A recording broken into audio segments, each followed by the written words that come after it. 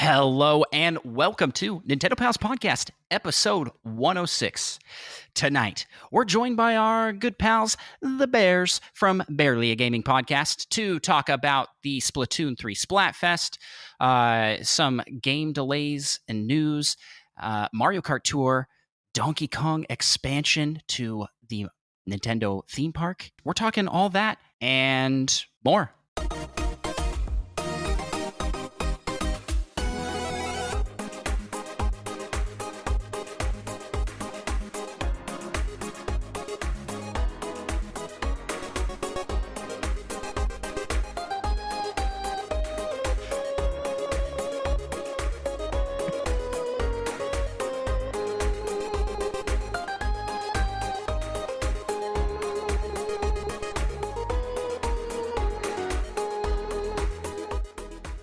Well, greetings, fellow Nintendo pals.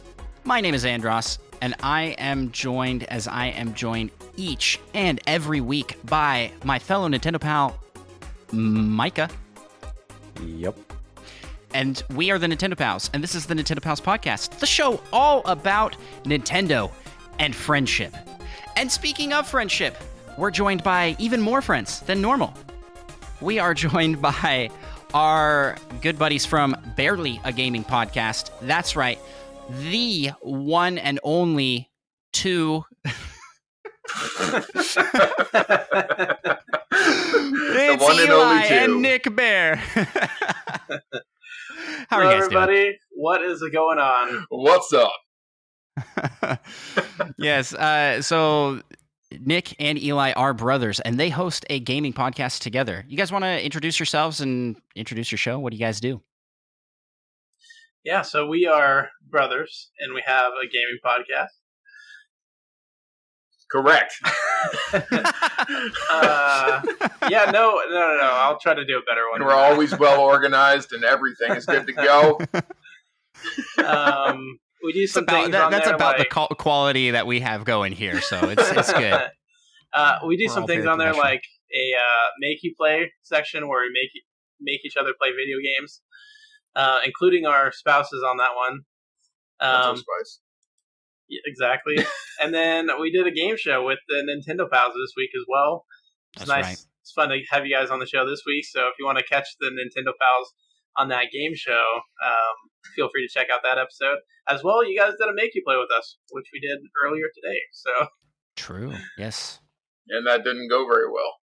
I thought it went pretty I thought well. it went great. About as well as I could have hoped. Well, you know, whenever we have guests here, I always forget, Micah. How the heck are you? Pretty good. I don't forget you. I forget to ask Yeah, how I you're was like, doing. wow. No, I always forget you. I forget all about you. But Micah, you know what I don't forget? I don't forget what we do each and every week, and that is try to take over the world of Nintendo podcasts. And we do that through 5-star reviews. 5-star reviews. And Micah, we got a brand new review this week. One of the best of all time. I don't know about I that, might but say. we'll see. We'll see. This is a review from DeBoy67 on Apple Podcast, who says, the review is titled, Very Good. Says, Hi, Micah, and I guess Andros. Can you please talk about Splatoon and read this on the podcast? This is very good and funny and an all-around good podcast. Hello to you two.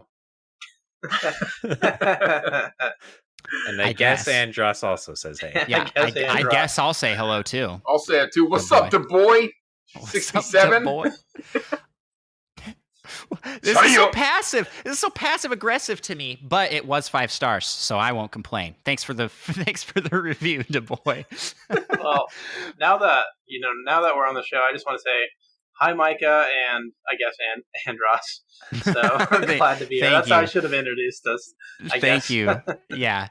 Clearly, everybody comes for Micah, but I'm here too. Also, kind of put thing together. Like 95% of the work maybe goes into this for me. Are you sad then that other 5% that's not you is what takes over the show? No, because we're a team, right, Micah? Something like that.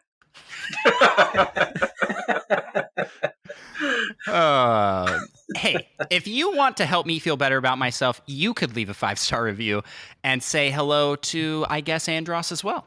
And you can leave us 5-star reviews on Apple Podcasts, Podchaser, Spotify, and Audible. All of those places let you leave 5-star reviews. We'll shout you out at the beginning of the episode, and you'll help us get seen by more people. And that helps us to take over the world, which is our goal. You know, we can't do that without your help. So give us those 5 stars, 5 stars only. We don't accept anything lower than that. I hope all the 5-star reviews that come in are just passive aggressive like that a little bit. You know, like the same thing. The same thing. Hey, Just like and I guess of them. Andros. I will take it. If 5-star review, if that's what it takes to get 5-star reviews, I'll do it. Yeah. We have no shame. I have no shame. You're already doing it, Andrew. All right. Well, let's jump into the first segment of our show here, and let's talk what you playing. We will let you guys as our guests go first. Eli, what have you been playing lately? I'm playing some of the Tony Hawk Pro Skater 1 and 2, those remasters. I think they did a really good job with them. They feel really, really fun to play still, even after all these years. And I think they did it. Yeah, like I said, I think they did a good job with the remaster. And then, other than that, just playing the games with you guys today. Played some Smash Ultimate, played some Rocket League, and then played some Kirby's what is that Dream called? Buffet. Dream Buffet. There we go. And that's what I've been playing. Nice. Yeah, those were all a blast. Maybe Rocket League wasn't very fun, but the other ones were pretty fun. I kind of think the opposite. Yeah, Rocket League, pretty good. Yeah. I do gotta say it went better than expected though. We got within 1 point at the end of one of the games, so That is I was true. feeling pretty good about that as a whole. Yeah. Not It was even not sure how quite. that happened. It wasn't quite as much of a crushing as Smash Bros. Ended up being. Smash We Bros. played is bad. games versus each other that was part of their show. Check out their show. You can hear our conversation over there. We did a make you play, and that's what we played. We played best of 3 games, and I'm excited to have a special Discord role on the Barely Gaming Podcast Discord. It's gonna be real great.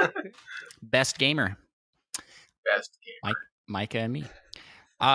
Nick, how about you? What have you been playing lately?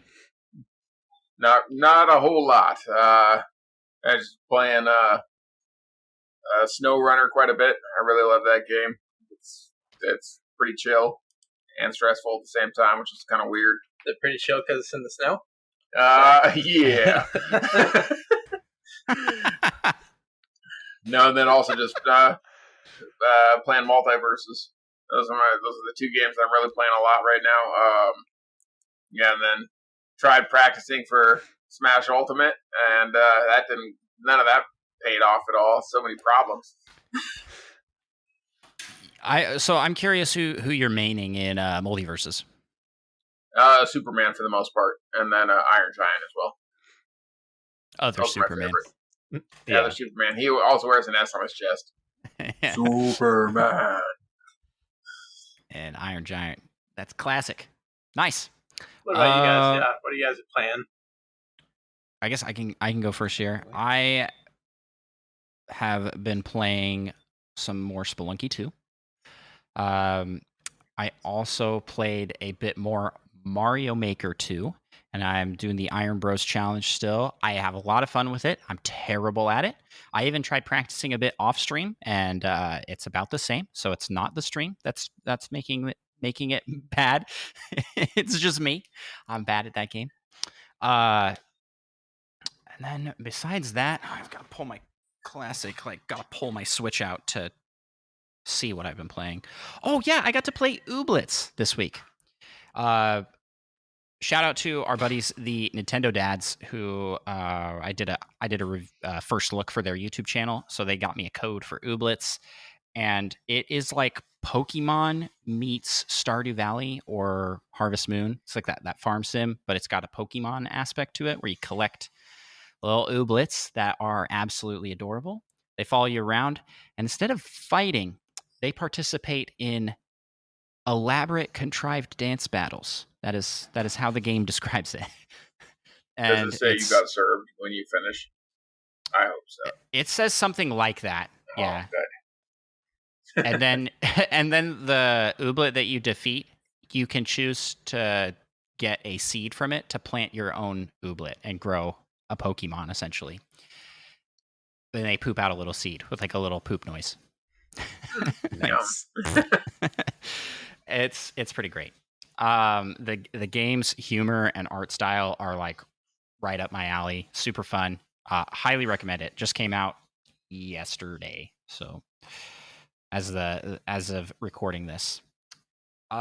Besides that, I guess we can transition here to Micah. We played in the Splatoon 3 Splatfest test event. Super fun. I had a great time with it. It took a bit for me to get into as a newcomer. That was my first time playing Splatfest. But after about 3 matches, I was like all in, and I was having so much fun. You gotta find like the weapon that speaks to you. You're still Nintendo pals, though, right? Not all in. Not all in. No, we're not all in. All in, and I do owe them royalties every time I say that. So yeah, I gotta be careful. Yeah, but Splatfest, super fun. I picked Team Scissors, which is incorrect. What is it? What is the correct answer? It's Rock, obviously. Rock won. Yeah, well, Scissors got robbed, man. They got in last place, even though they were winning at the halfway. That doesn't. I feel like for paper. No one. Nobody. Yeah, nobody votes for paper. Paper loses to water. We had some paper love in our Discord. It was a heated battle between the three, and I feel like Paper and Rock sort of teamed up to take down the giant that was Scissors.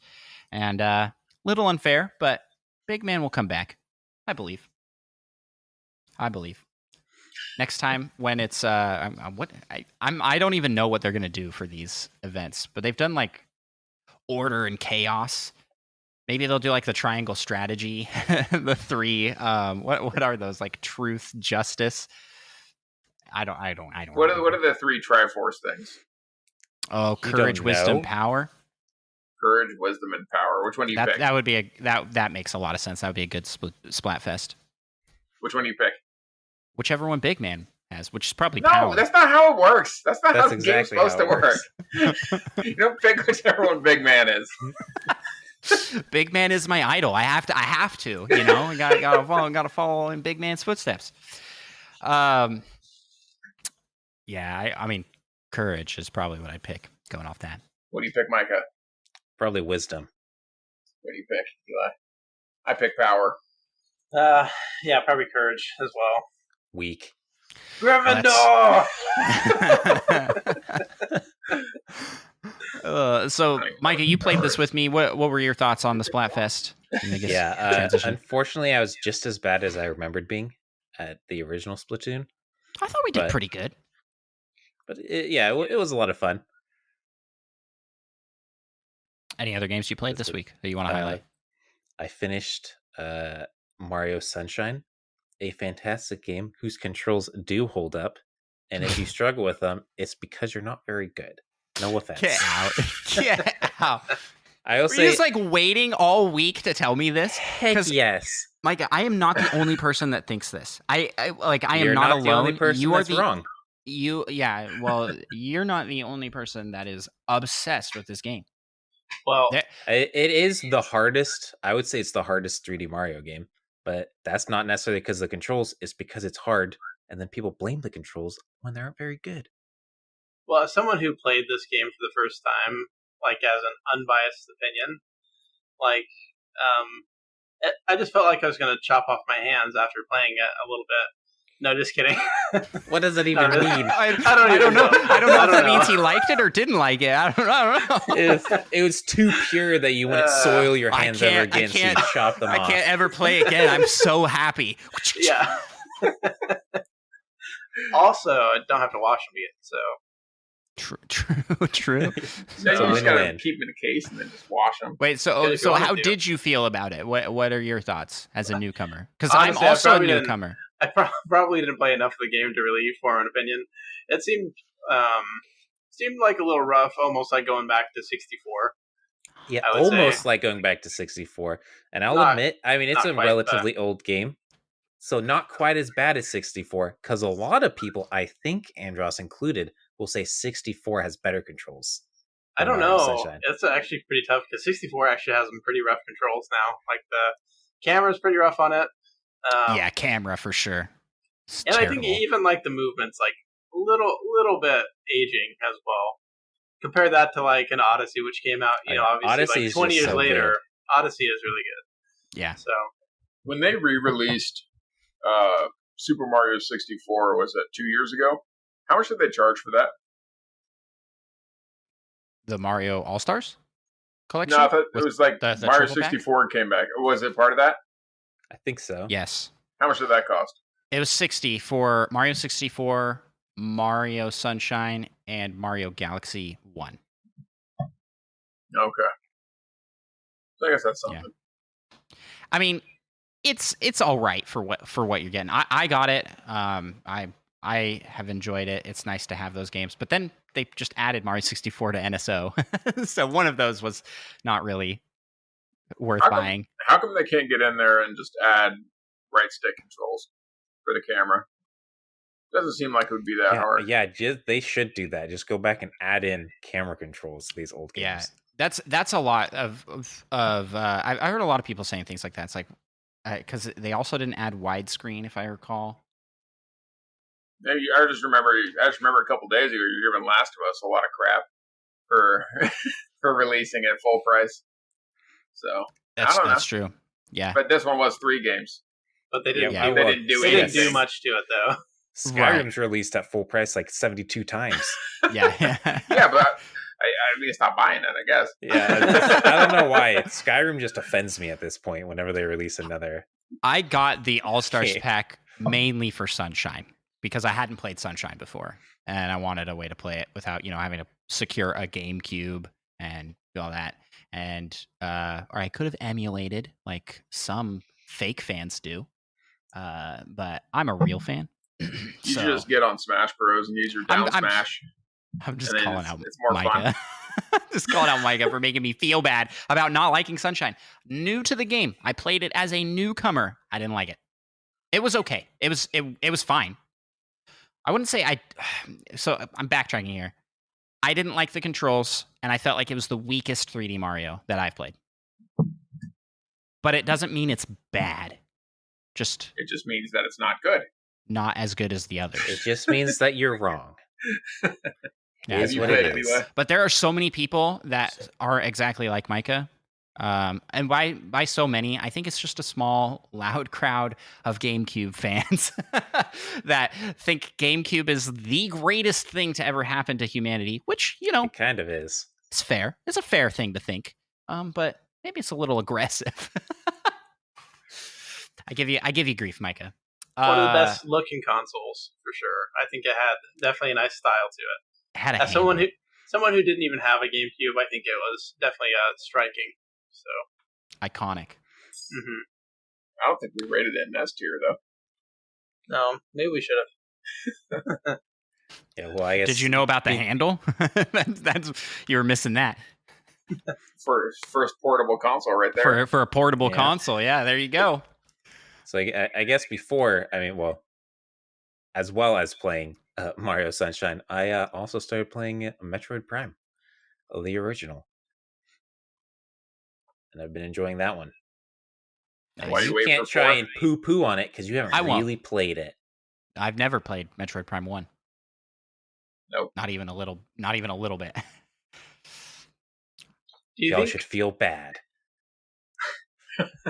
Do you think, mostly because you've been missing out on a great game.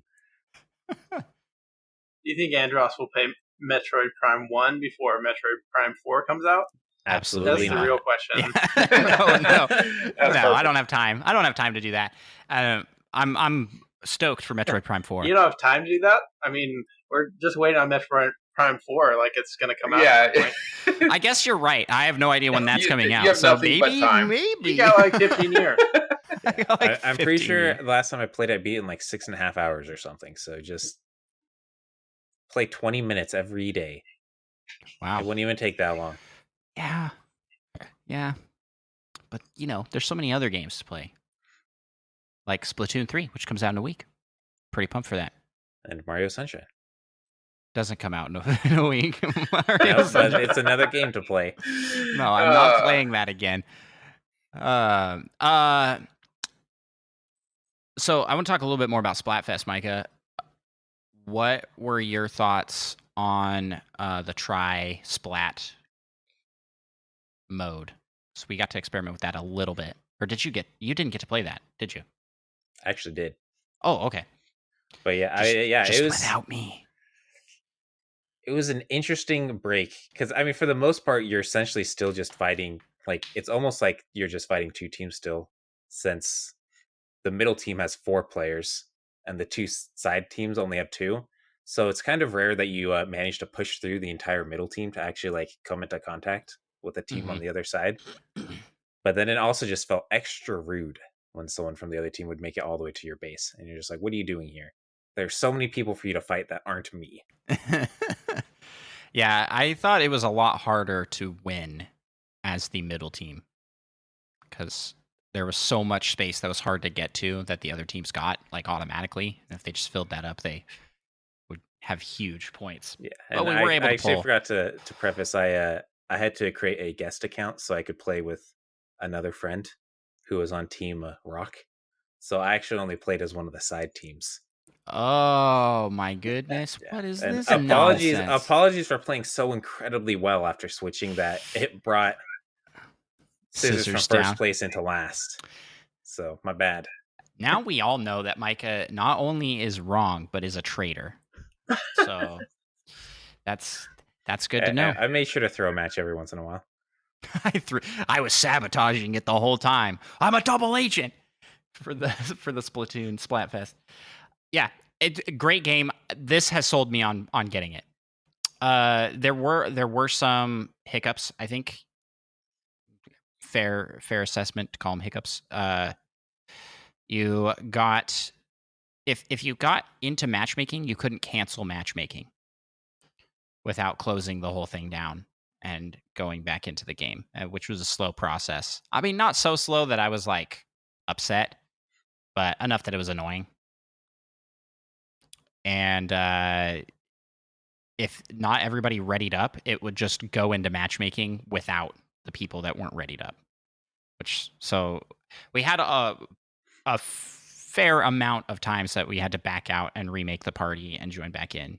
But I was having so much fun that didn't bother me too much. But I know it did bother others quite a bit more that were going off on it. I don't know if you felt the same, Micah.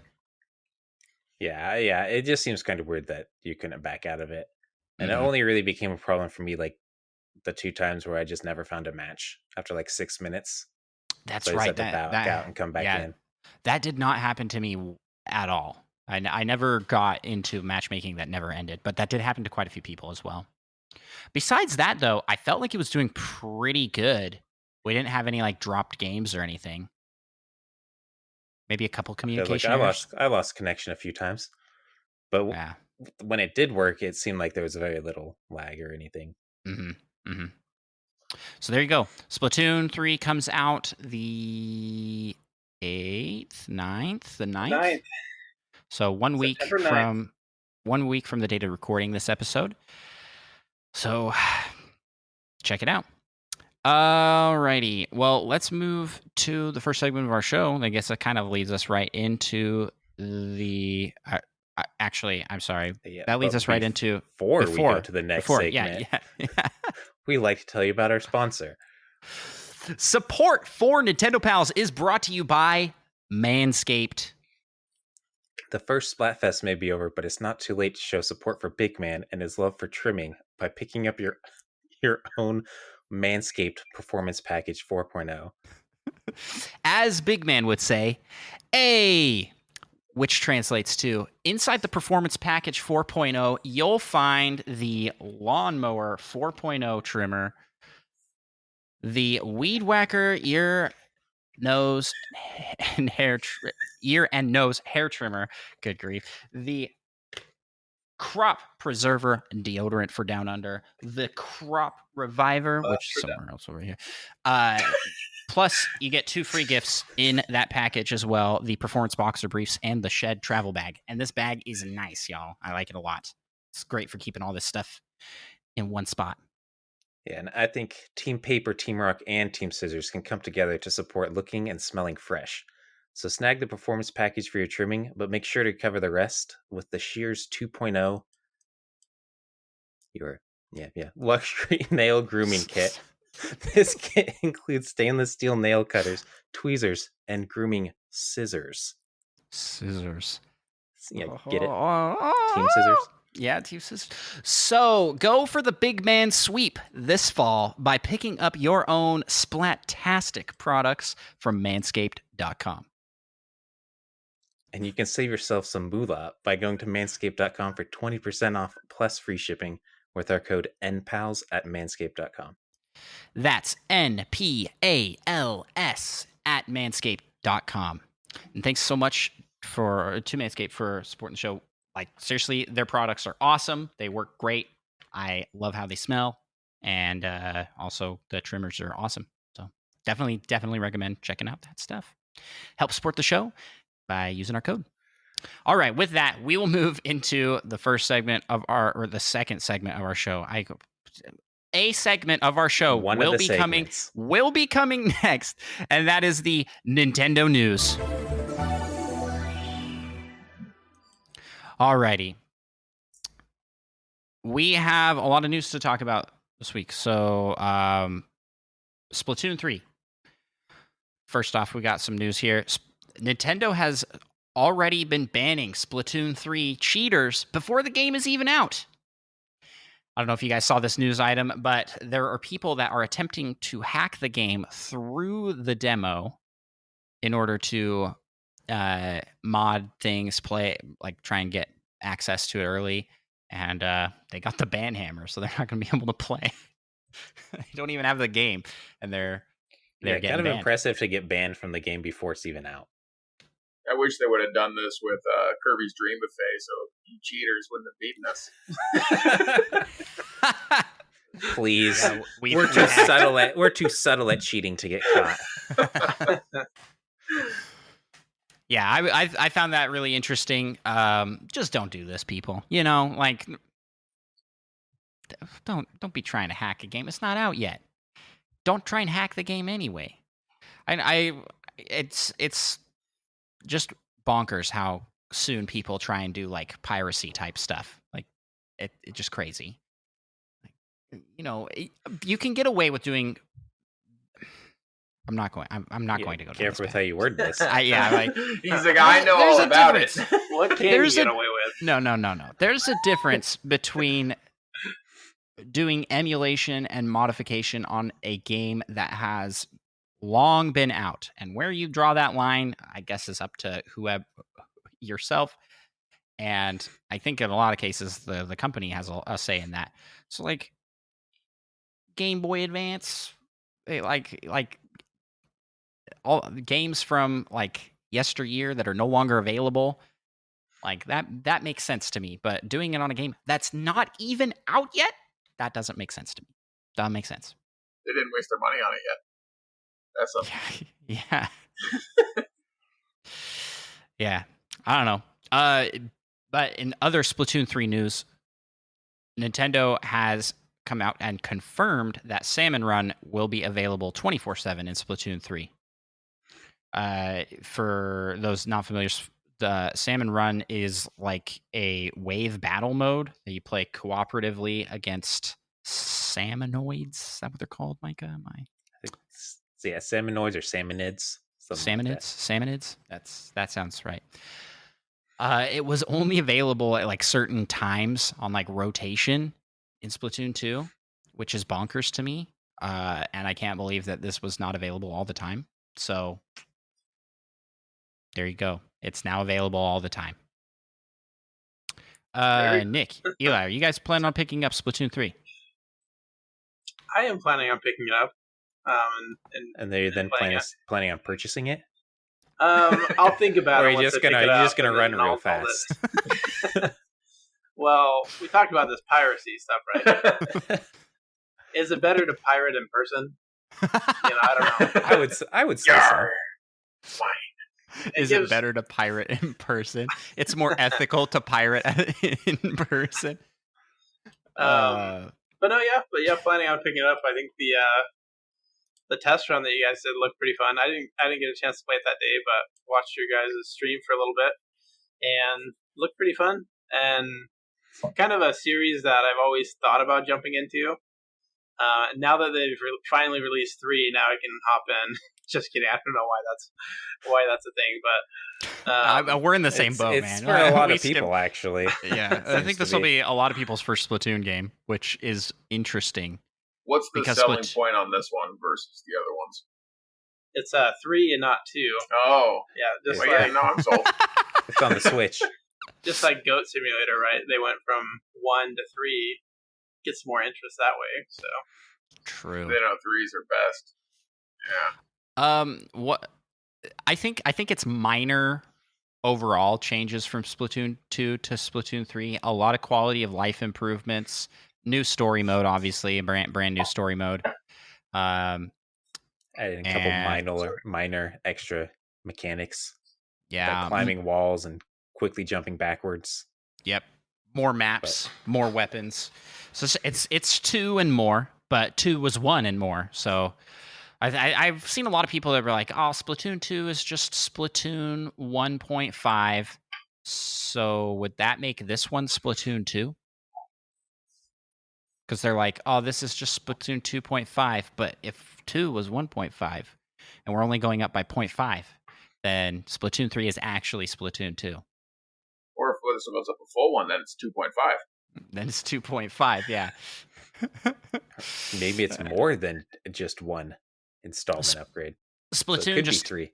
So I had the question I think posted out on either Twitter or it was in our Discord. Like, what would people like to see to make it more? Because to me it's like not. I couldn't. My imagination is not very good, so I was like, I couldn't really picture what would make it worth being a 3, if that makes sense. Because this seems like good enough for me.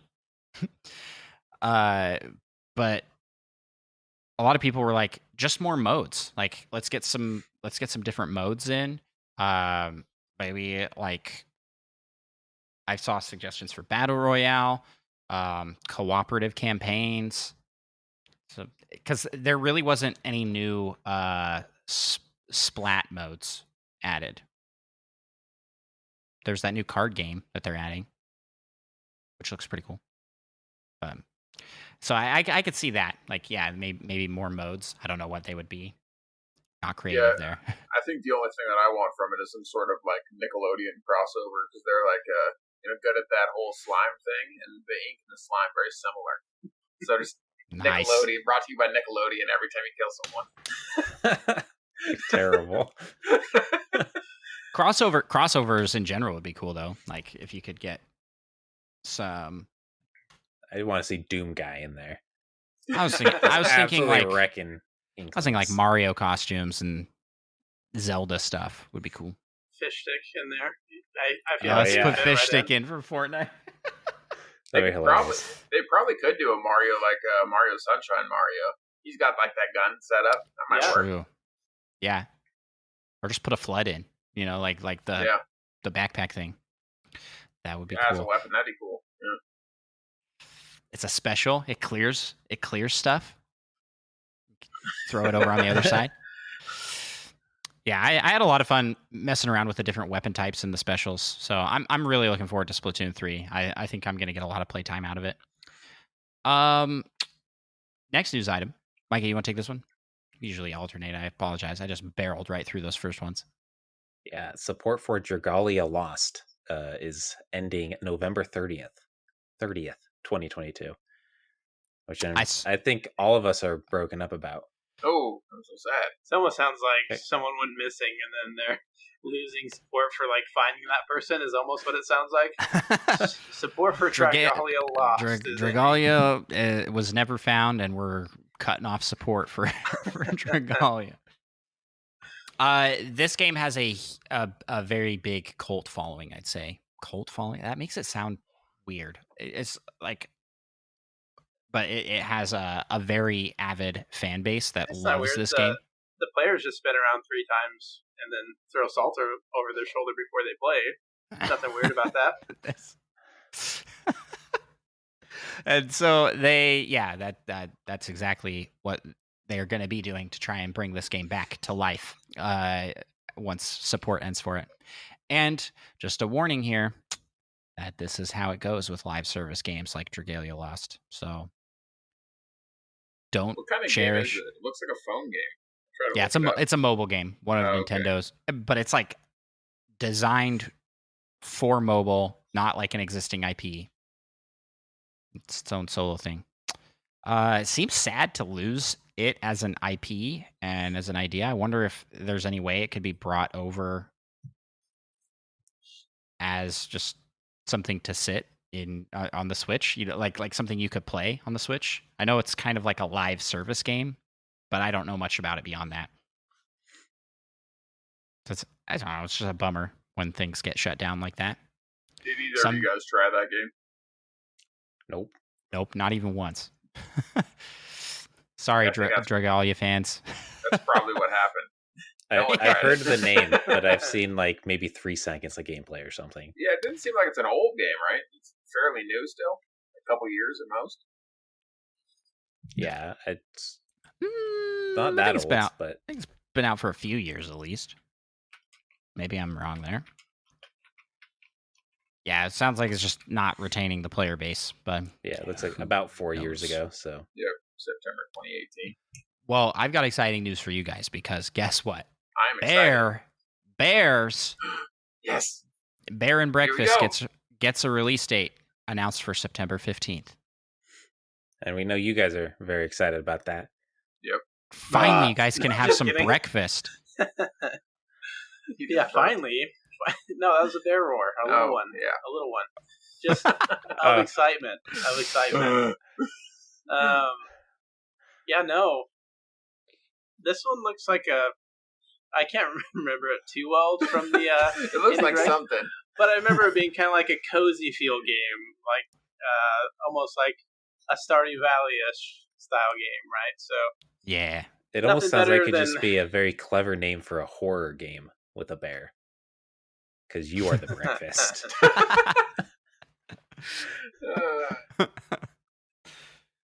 What a game that would be. Not at all the vibes this game's going for. I think you're a bear that's pretending to not be a bear. You're like walking around and you're making breakfast. You own the bed and breakfast.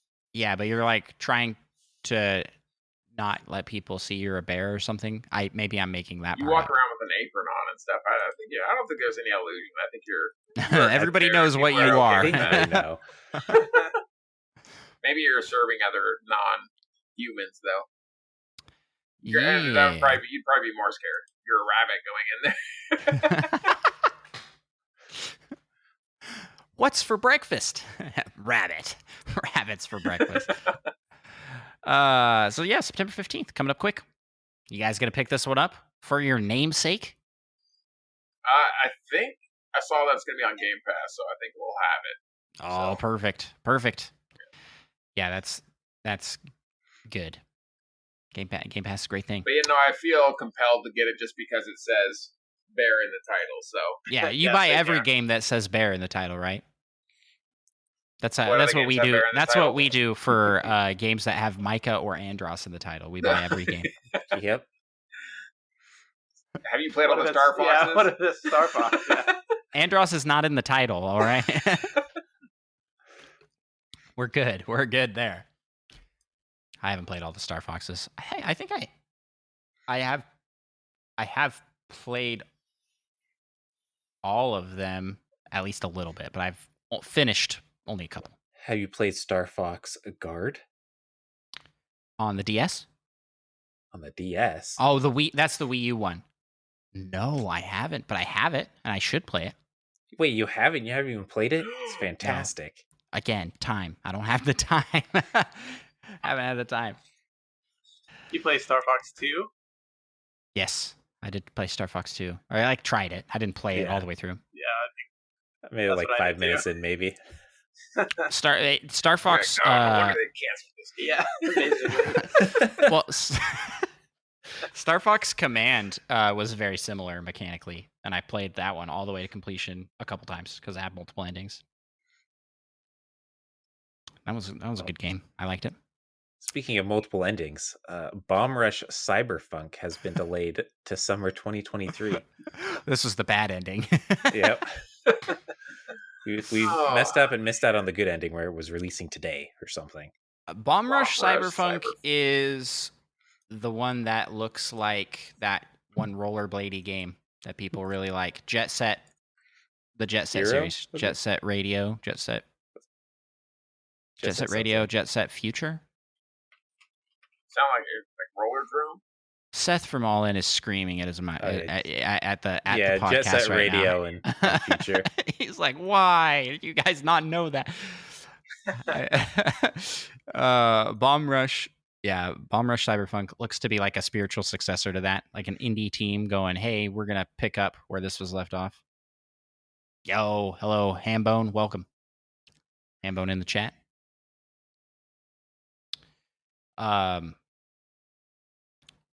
Yeah, Bomb Rush being delayed is a bummer. It's one people are looking forward to, just because Jet Set Radio is a really cool game. Apparently. Has anyone here played it? No. No, but Eli's playing Tony Hawk. Similar vibes. Same thing. Kind of, maybe. It's like the same thing, but instead of skateboards, it's rollerblades. Or rocket boots. Or whatever. And it has cool music too. Yeah, so that's a bummer. But you know what's not a bummer is Mario Kart Tour is changing up its monetization strategy to be a little bit less awful. That's pretty cool. So here's the Twitter post that Nintendo put out. Here's a peek at Mario Kart Tour's update coming late September. Battle mode will be added, along with a spotlight shop where you can exchange rubies for drivers, carts, and gliders. Pipes you can fire by using rubies will be removed. And see the notification for details. So I'm sure if you have it, you're getting a notification with more details on the update. But they're taking out the gotcha pipe, essentially, that you would put in rubies and roll and hope to get carts and drivers and yeah. Is Tour the one that you had the actual cars, or is that a different game? This is the mobile. Oh, okay. The mobile game. Yeah. And this is what they've like been Mario adding Kart tracks from Live. them. Yeah, Mario Kart Live is the real car one. Yeah, I thought the only way you did microtransactions for that game is you just bought new houses. And just for like a full house. Change up the level. I need a new track. You gotta have multiple houses for all your Mario Kart Live The courses. ultimate gotcha. What house do you get next? Shh. Still probably cheaper than Star Citizen. Yeah, so I'm excited to see that that's getting taken out. That will not fix this game for me because I just didn't enjoy the controls. I felt like this didn't play like a Mario Kart game. But the game looks great. It has a lot of cool carts and drivers and costumes and stuff. And the tracks are cool too. The ones that have been added to Mario Kart 8 Deluxe have been really cool. Yeah, I think it's pretty good. I think it's pretty good for a phone game, actually. Like, I didn't mind the controls too much. In general, I'm not a big fan of like mobile controls, but I thought it controlled pretty well considering. And it, seemed to me really just like more Mario Kart in general. Mm-hmm. So I didn't really have too much of a problem with it. Yeah, I thought it was pretty good. It's good to hear. I know that like people are playing this, obviously, if they're making this kind of update. And I'm just glad that they're going the route of like, let's add a storefront that you pay for the things that you want instead of like pay for rubies and randomized get things. It's just I cannot stand that in mobile gaming. It feels icky, and I think a lot of laws around the world are starting to crack down on things like that. So that may be prompting this change. I don't know. How do you feel about this, Nick? How do you feel about gotcha games? Garbage. But at the same time, like when companies compensate for that, like Epic or whatever, I mean, a lot of people are happier with this strategy, but instead of having, a roll where you roll and it costs $1, you just buy something and it costs $20. So I don't know. Yeah. It depends on like your personality, I guess, if it's like a better system for you. Because you might be a person who spends $3 and you're happy with some random garbage that you get. But yeah, I don't know. I think the problem with it comes in when you don't know what you're going to get, but you try to get one thing, that one item, and then it becomes addictive that way. And so for that reason, we've seen a lot of that go away in a lot of different countries. For some countries, that's because it's illegal. So so it's not a good thing for a lot of people, I think, to have Agreed. some of those gambling mechanics in these games. Definitely. Spider Shannon chat says, I really wish they would add all the characters and costumes from Tour to 8. It's like part of the DLC. Well, that's what they're going to do next. They're never going to release 9. They're just keep releasing stuff for 8. They'll figure out something. Next DLC pack, it'll be costumes and things. Pack. Yep. Yeah, I think Mario Kart's a great platform to turn into that. I've heard people go like, "Oh, Mario Kart should be a live service game," and I'm not opposed to that. I think that would be fun. Could be cool. Does Nintendo have any successful live service games that start out like free to play? Have they done one yet? No, I don't want it to be free to play. No, I don't necessarily mean that one. But I'm trying to think. Live service game. Does it have to be free to play? Successful it's live kind of their service mobile games. I think you could count like Pokemon Go. On Go or the Fire Emblem game on mobile is definitely a live service game. Pocket Camp is probably that way. I don't know. Any of their mobile games probably really fall more into that. Yeah, I mean, it kind of also depends where you draw those lines, because like Splatoon 2 got a ton of support post-launch, and Splatoon 3 is going to be getting stuff like guaranteed for at least a year. I think they have a map out for a year or 2. They're like every month you're going to get this new stuff and this new stuff. But it's nothing like what you traditionally think of for a live service game, like something like Fortnite, Yeah. I'm surprised they haven't tried it yet. Like, really. Like, I feel like some games like Kirby's Dream Buffet could have been that. Mm-hmm. For something different. But, I mean, and I think this game, I think Kirby's Dream Buffet is pretty much dead already. I don't think they're going to do anything with it. Which is fine. I don't think it's going to get updates. Yeah, it was cheap at least. Cheap. Mario Kart just seems like a good fit for that strategy. But I also am totally cool with just standalone games, Yeah. Because I like 8 Deluxe a lot. I think it's great, and we're basically getting a full another game's worth of tracks in the DLC, so can't complain there. So I'm just still kind of dwelling on the fact, you guys pressure me into getting Kirby's Dream Buffet, and then now you're saying it's dead. Wait a minute here. They knew that before they pressured you too. No, I told you you're going to play it one time, and then that's it. Well, at least now you guys both have it. Now you guys both have it. You can use it.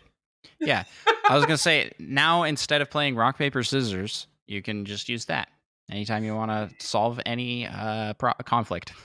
Yeah, I have to admit, I wasn't too impressed with the online in that game. It wasn't great. So I think that may be your internet specifically. I feel like that one felt better than Smash Bros. Yeah, oh yeah, the Dream Buffet actually felt really good for me. It felt fine to me. Yeah. No, the controls are a little hard to like control what you're doing. Kind of marble.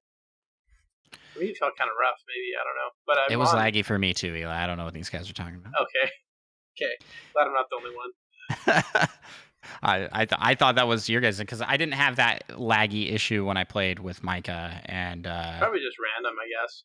Yeah, it might just be dependent on who you're connected with and that because it's probably doing peer to peer, you know. Yeah. Classic. But it's good to know that the newest Splatoon will be on the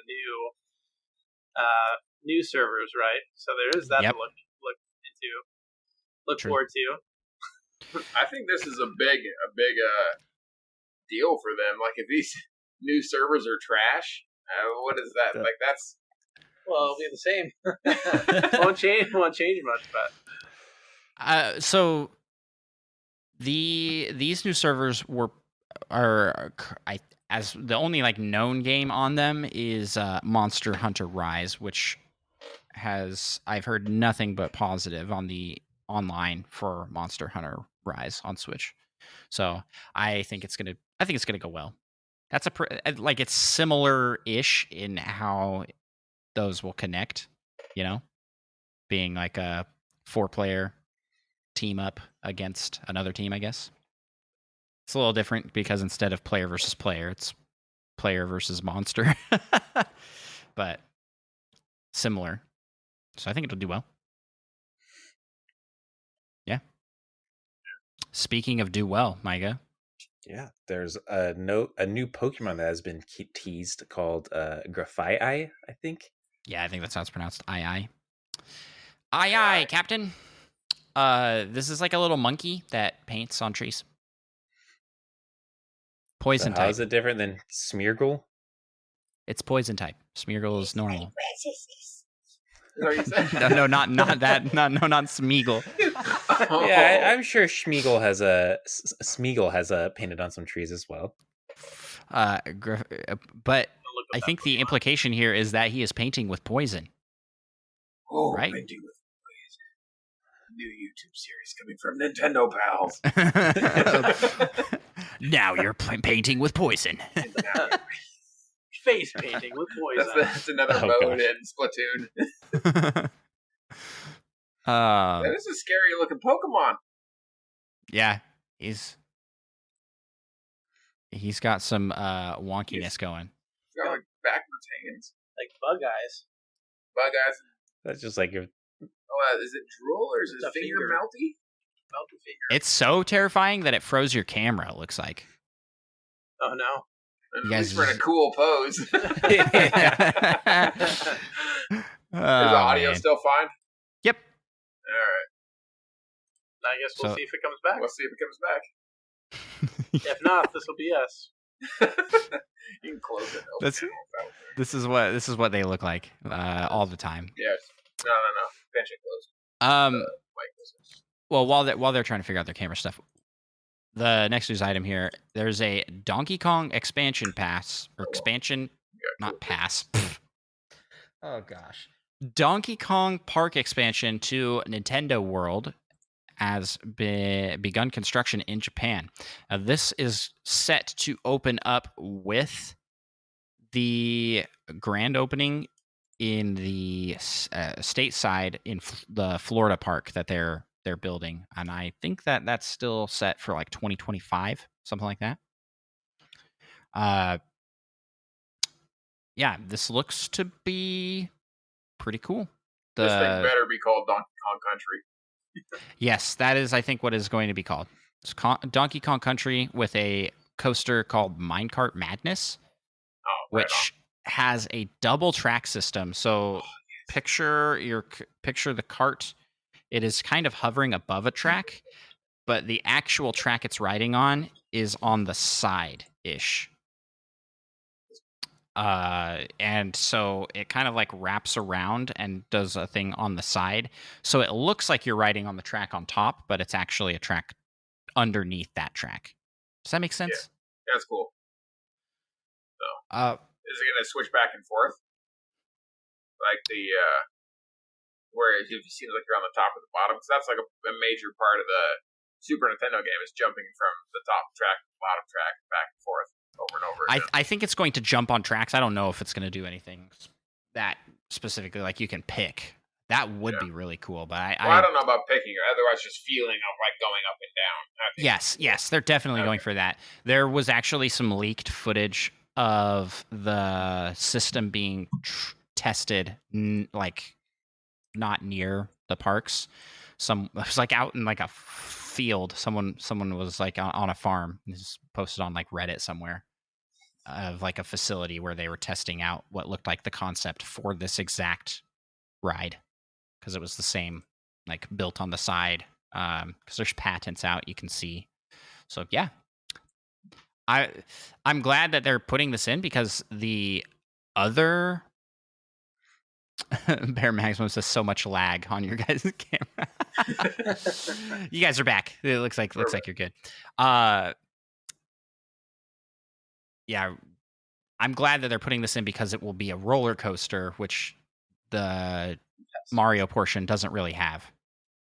And is it going to be a roller coaster like a Space Mountain or something, where it's going to be completely dark? Because that's like kind of. No, it looks like it's going to be outdoor, outside. But just the fact that you'll be able to like see the tracks and it will look like you're jumping like in the games, I think that's going to be really cool. Hopefully they don't simulate the feeling of dying 400 times on that level. Yeah. Those are pretty tough levels. They just have foam pits that they just throw you into.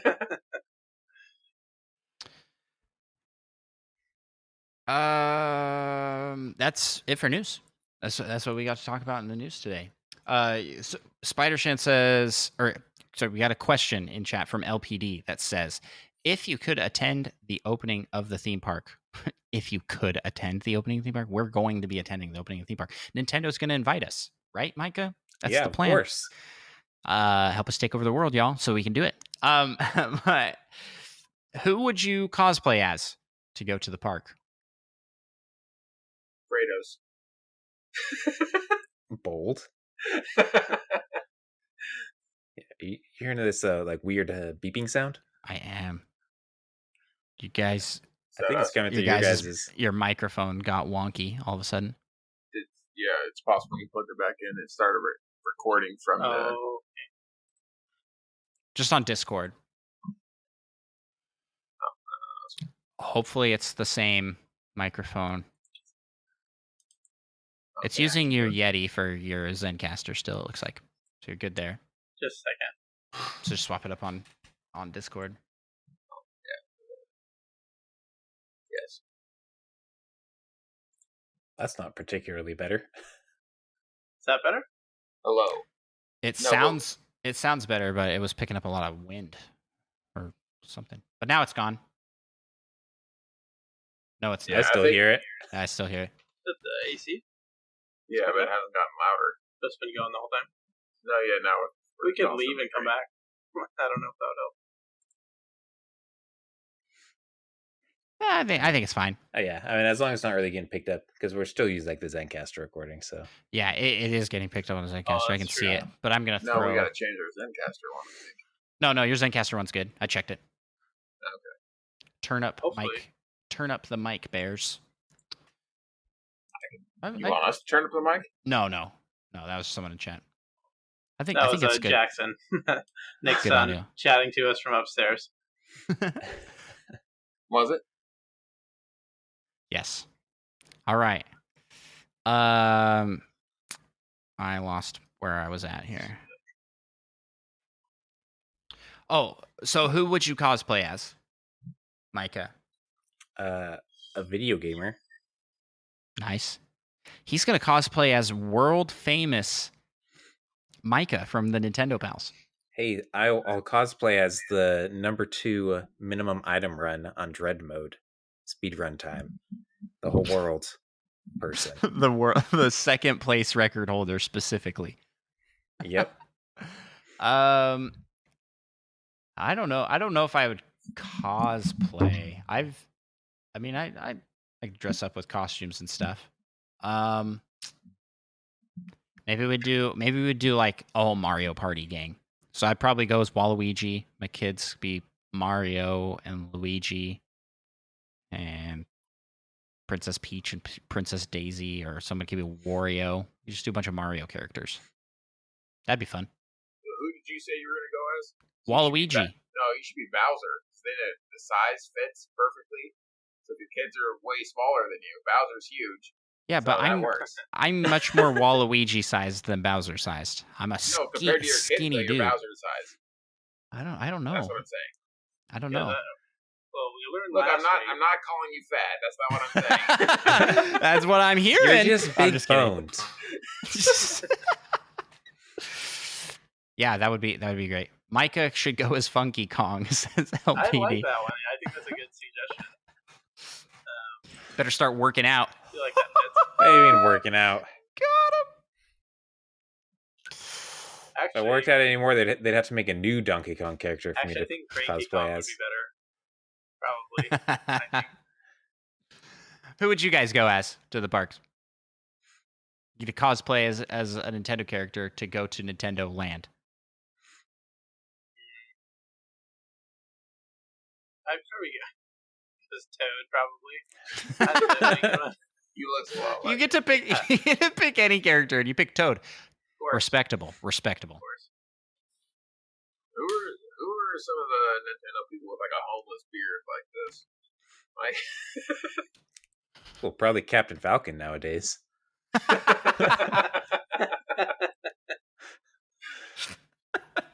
That would be pretty great cosplay. Like has been Captain Falcon. You could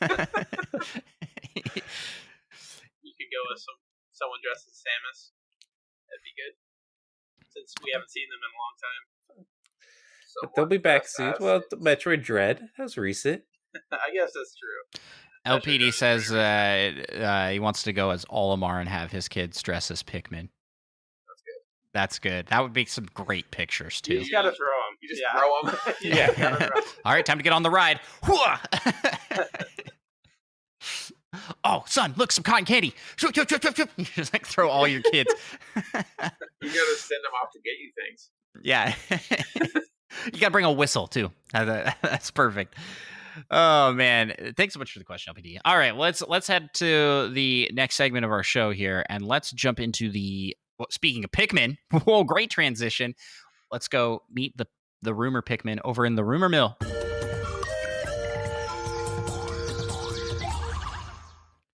Alrighty. So we got a couple rumors to talk about this week. One,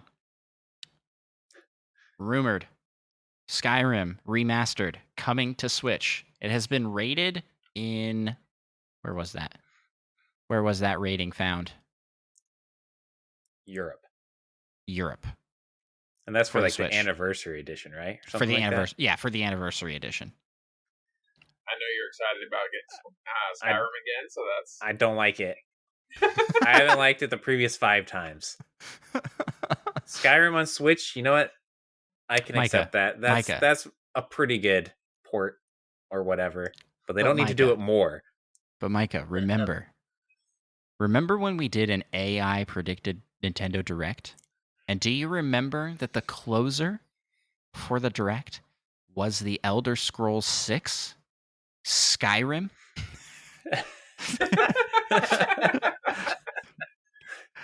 So the AI looks like we weren't too wrong, if this is true. So I'm okay with it because I want to feel validated and for my YouTube video to be extra cool. At this point, I think it's 100% correct, and Skyrim counts as Elder Scrolls 5 and 6. The next one coming out will be Elder Scrolls 7, maybe. Yep. There you go. Or what's the space one they're making? Starfield, something like that? Starfield, yeah. What's that space game them guys are making over there? It's not a Nintendo game. We don't know. We don't know anything about that stuff. That's why you guys are here. You should have known.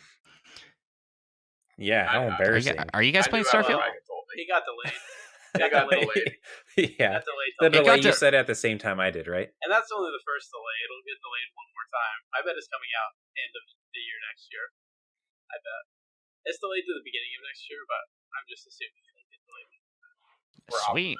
So that means we're only about 5 years out from Elder Scrolls 6. It's nice. Yeah. Good to hear. Or more. And a couple more Skyrim ports before then, so hold us over. They're literally never coming out with Skyrim 7. It's all or 6. It's all been a lie. It's going to be Skyrim Deluxe next. We sound like such noobs. Elder Scrolls 6, not Skyrim 6. Yeah. Well, does it matter? There's been more Skyrim games than Elder Scroll games. Like, if you don't include... You can even include the original Skyrim as an Elder Scroll game and take all the extras. And there's been more. Yeah. Enough is enough. That's so great. Well, speaking of enough is enough, Micah, this next rumor, you want to take this one? Yeah, a good old rumored Nintendo Direct in September. Which I think there's been one past like few years, so. Specifically, that this Direct will have Zelda news and potentially Metroid Prime Remaster news. You know, the same rumor that the Pikmin bring us about every 4 months. That Zelda Wind Waker HD and Zelda Twilight Princess HD are coming. I'll believe it when I see it, Pikmin. All right? Because I don't believe it. I just don't think it's coming. Been burned too many times. Not at this point. I don't know. It would just be such weird timing to release a Zelda game for this year, end of this year, when Breath of the Wild 2 is coming out end of next year, or like mid next year. First bit of next year. So they say. Just kidding. So they say. I mean, but that one. Yeah, we're open. It was planned to come out this year, and then got delayed. Do you think they like moved that one up? They're like, wait a second, this other Zelda game will be so much better than Breath of the Wild 2. We should push this from a holiday. Let this other one shine. Yeah, it doesn't seem like the right timing for it, but I guess we'll see. I'm not opposed to this. I mean, I would happily take HD ports of both those games, and I'd probably buy them both, even though I have Wind Waker HD on the Wii U. Because did we ever specify what Zelda games? It's those two. It's Wind Waker and Twilight Princess, as always. The HD ones that are on Wii U getting ported to Switch. Which I think would be great because, the Wii U, all 10 people that had it probably got the game, but everybody else is missing out on those HD remasters. And they're pretty good, I think. They're not groundbreaking. I mean, we were talking earlier about Mario 64. They're more than that. They're not just straight ports, but they're not a ton beyond that. As we give grief to Skyrim, they release Zelda again. Well, what, for the second time? Third? Yeah. That's nothing. Baby numbers by comparison to Skyrim. Small children cannot count to how many releases there have been of Skyrim. Because they run out of fingers. Well, we don't grow more fingers. So whatever we get, right, Micah? Well, most adults don't need to use their fingers to count. Maybe not all of us, but most of us. Wait. There's 4 You're of us telling here. me it's weird to have 14 fingers? Only 3 screens. Wait, how are there 4 people here with 3 screens?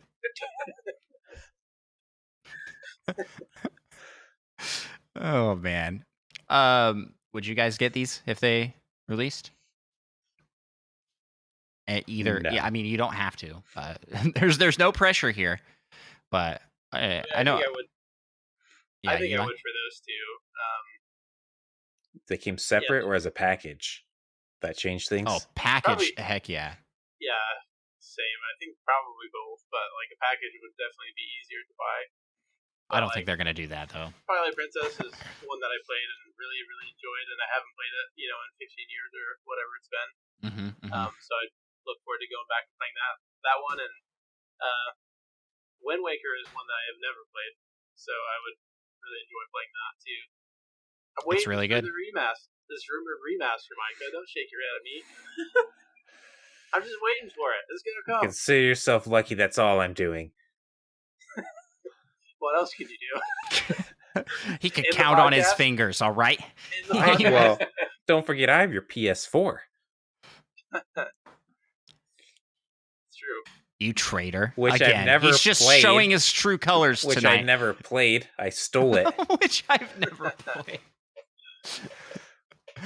Oh man. Well, that's gonna wrap up all what we got going in the rumor. So, first off, validity of this rumor. Do you guys think we're getting a direct in September? And do you think it will have Zelda? Yes, and yes or no. For me, I think we will get a direct this month. But no, I don't think Zelda is going to be in it. I think yes, and I think we'll get Breath of the Wild Zelda in it. Ah. Breath of the Wild, the first one? Why? Yeah, the first one, the remaster. The remaster, yeah. Anniversary edition. The Skyrim edition. Yeah, they just call it Breath of the Wild Skyrim edition. We're adding fishing. That's what they're adding. Already fishing? Kind of. You can You throw can bombs in the water. There's not a fishing pole, which Why is what. no fishing pole? Come on. Which is, I know for real. mean, The one thing Breath of the Wild was missing. that's why they're making a sequel. That's what they're That's why adding. they're doing a That's remaster. it. That's all we're getting in the sequel. Fishing It's pole DLC. the sequel to Breath of the Wild. Catch of the Wild. So there is a rumored PlayStation one supposed to be in September as well. Which rumored direct or what have been what's called the PlayStation ones? Presents. Sure. Which one of those is going to be better? I think it's a showcase, maybe. I don't know. Doesn't one of them Nintendo's, say present or something? Nintendo's Oh. presentation's probably going to be better, but I'm a little biased. Easy. I just feel like PlayStation doesn't have a ton to talk about besides God of War. Maybe And is there? Skyrim.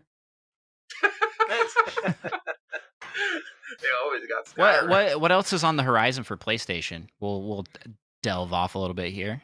Welcome to PlayStation Pals with Eli and Nic. What else? It's really God just of War. God of War, right? A lot of I feel third-party stuff, yeah. a lot of Disney, third-party I don't stuff, know yeah. What else is? Forspoken.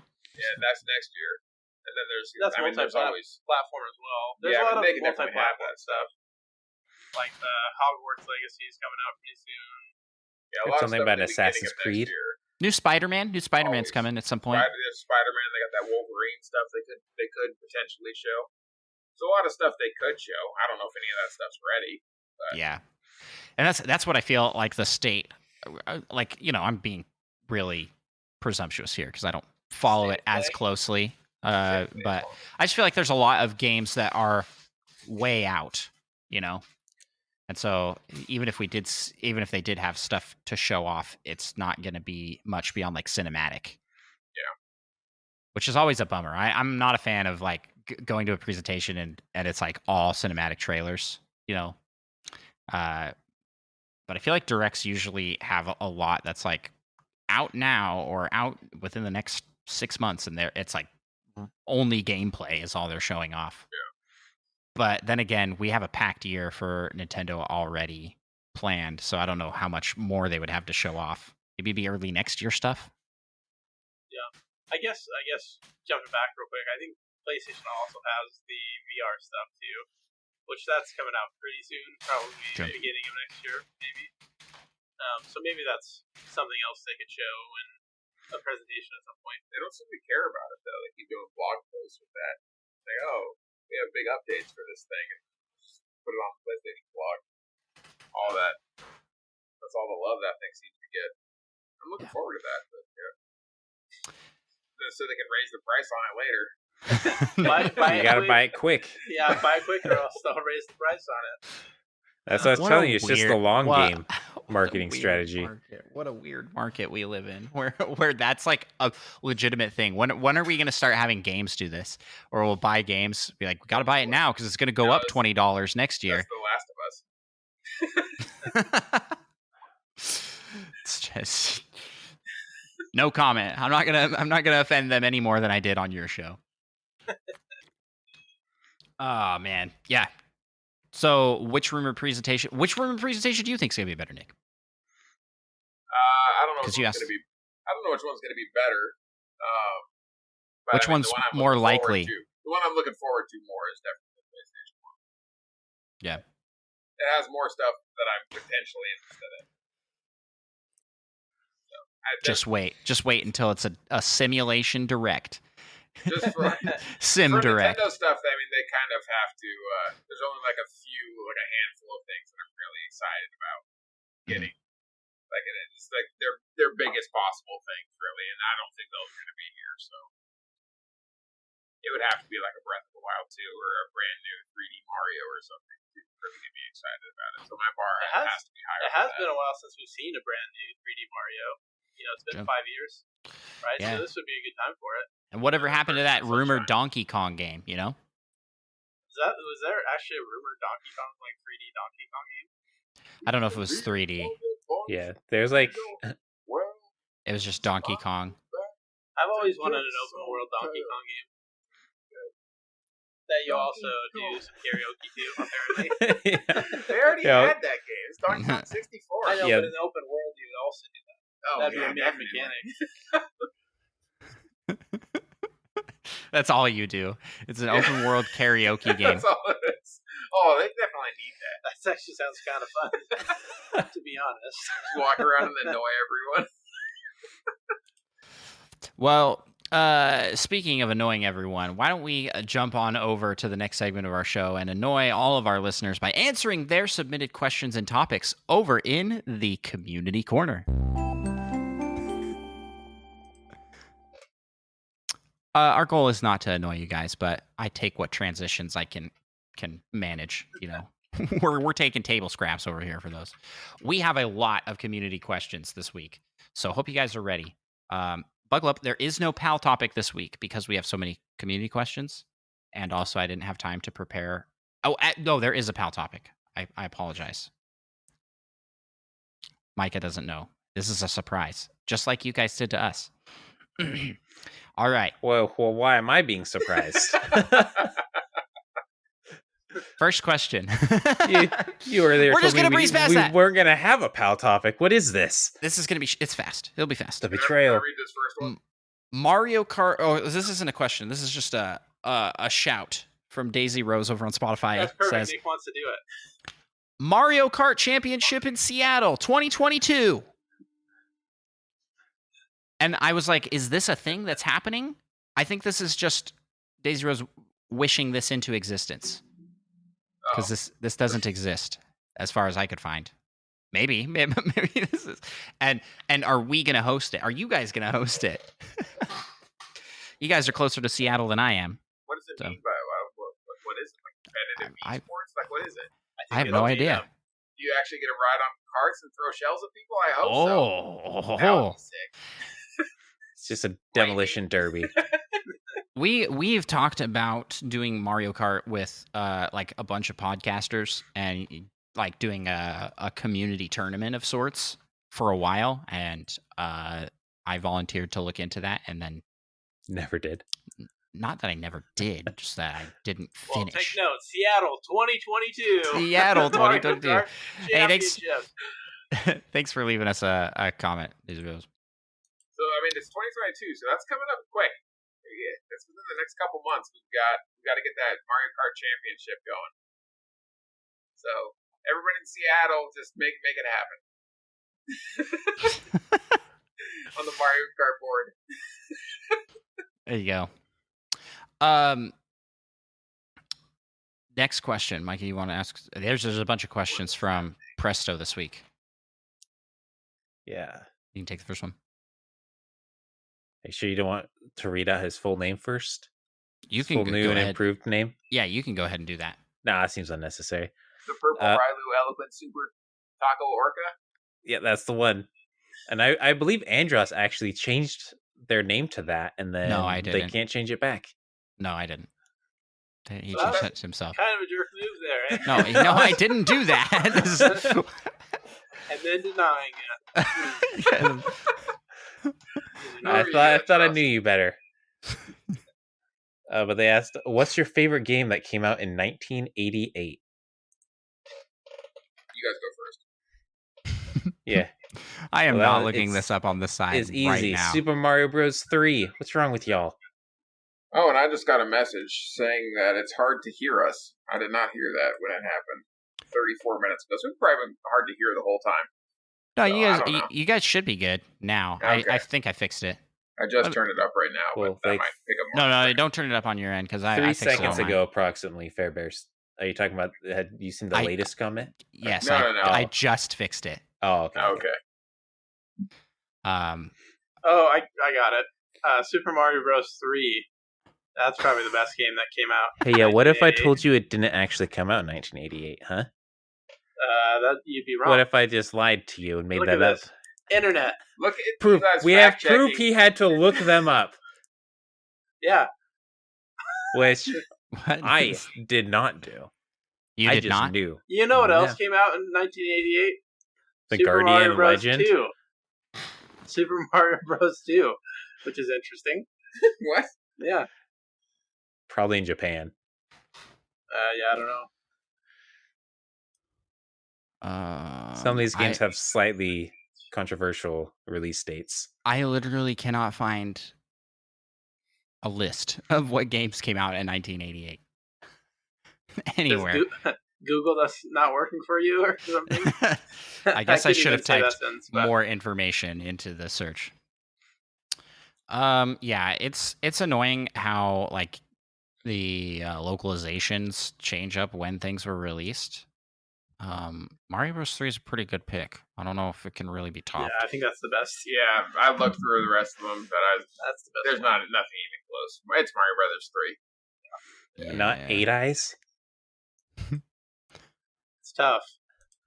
How about I want to play that game just based off the name. Whoa, Donald Land? Donald Land? No, it's Donald Duck and Mathematics Land. Different. No, this one's Ronald McDonald. is the cover of this game. What about Zezix? Oh man. Oh yeah, who could forget Zezix? Yeah, who forgot? No one. I didn't forget it. You can't forget it if you've never heard of it before. This is true. True.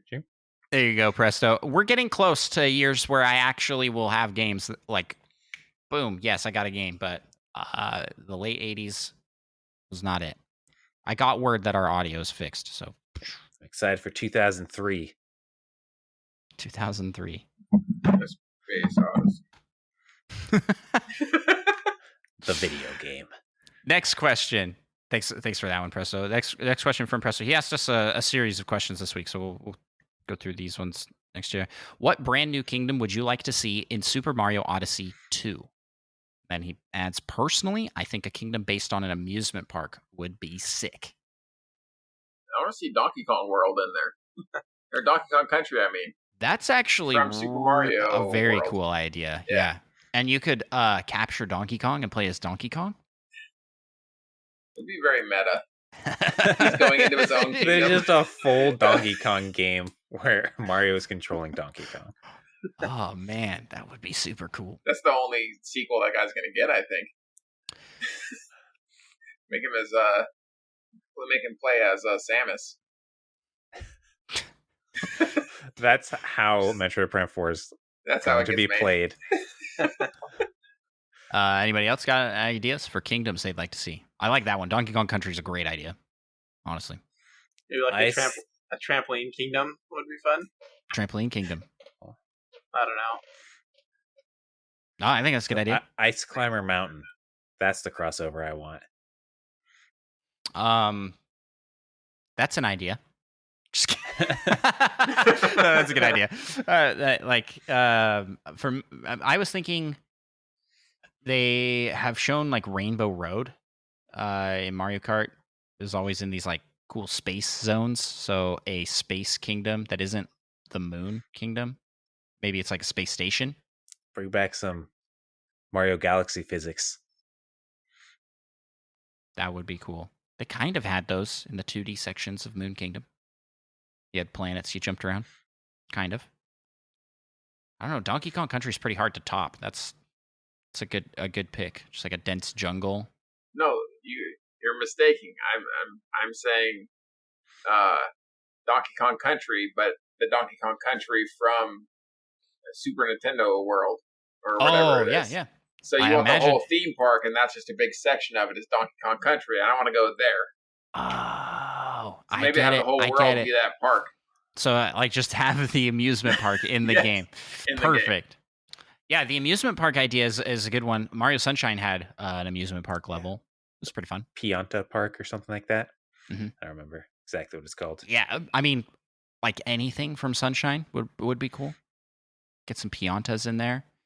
I'm trying to think like other places in Mario that I really enjoyed the place from like other games, and I drawing a major blank. Did they have any real people in New Donk City? Yeah. Yes. Like Shigeru Miyamoto? Oh no, not like real people. No. I want to do that.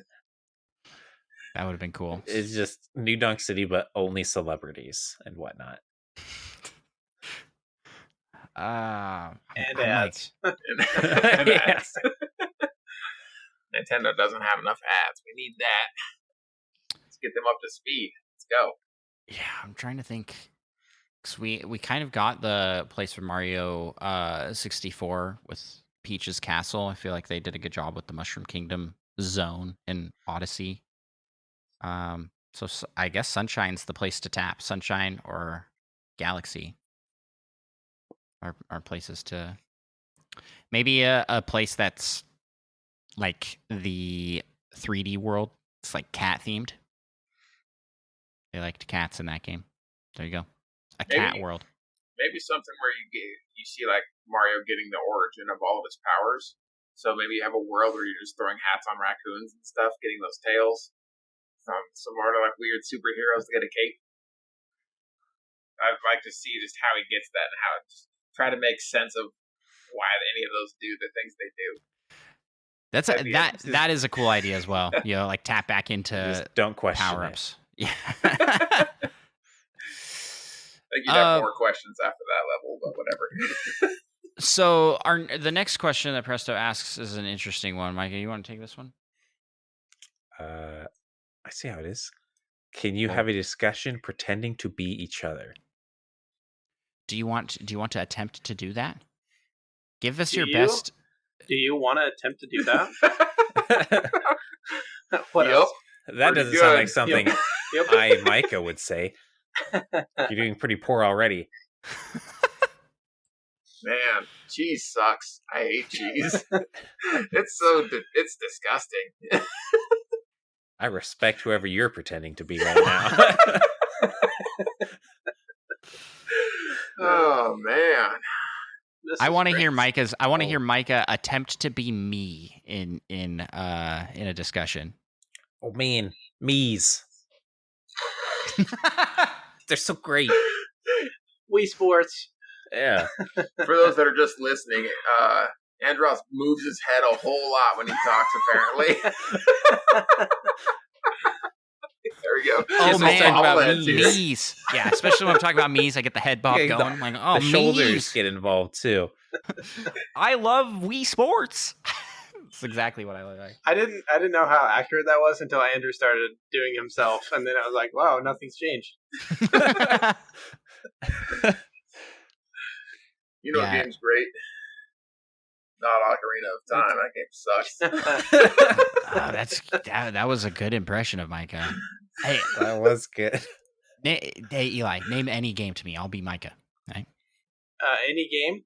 Yeah. What about Breath of the Wild? It's pretty good. What about Ocarina of Time? It's not as good as you guys remember it being. It's straight garbage. Straight garbage. I do not like that game at all. I probably would have called it trash. It's not as good as Mario Sunshine is. Classic game.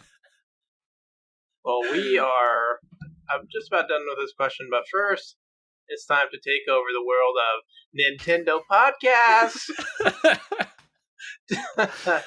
And all of our listeners. You're taking them over? I don't know. It was really solid at first. I know. It just was a tad more like flamboyant than I usually am. We're gonna take over Nintendo Podcast. Well, I feel like you got a really weird tone when you're pretending to be me.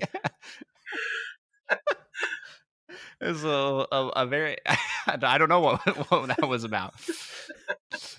Is that what I sound like? Maybe that's what I sound like. I don't know. Who knows? Has no one told you? Well, now we need to give our best impression of Eli and Nick. Just make fun of each other a lot. Yeah. Oh boy, Eli, you got them real small ears. Ears, more like you're my least favorite Pokemon.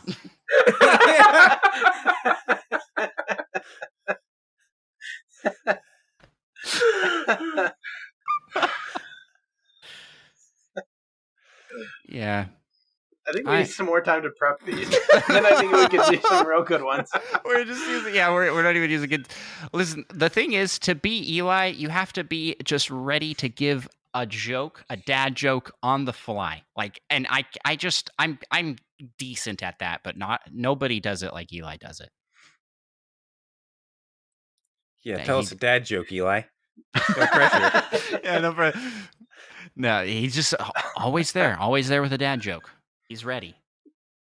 It was like you were expecting me to do a dad joke there, but so that's the worst thing. People say things like about people like that, and then you're like on the spot. You're like, well, oh yeah, here's my kid. I mean, he's like so funny. It's like, well, now I have to try and be funny.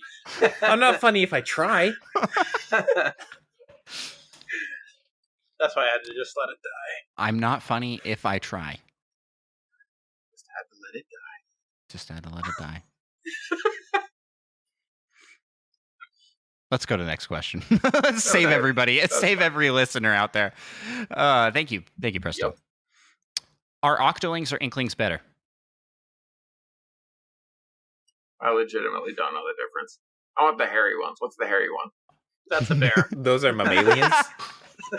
No, see, I did it. Look at that. No one said you were the funny one. Okay, this is Micah.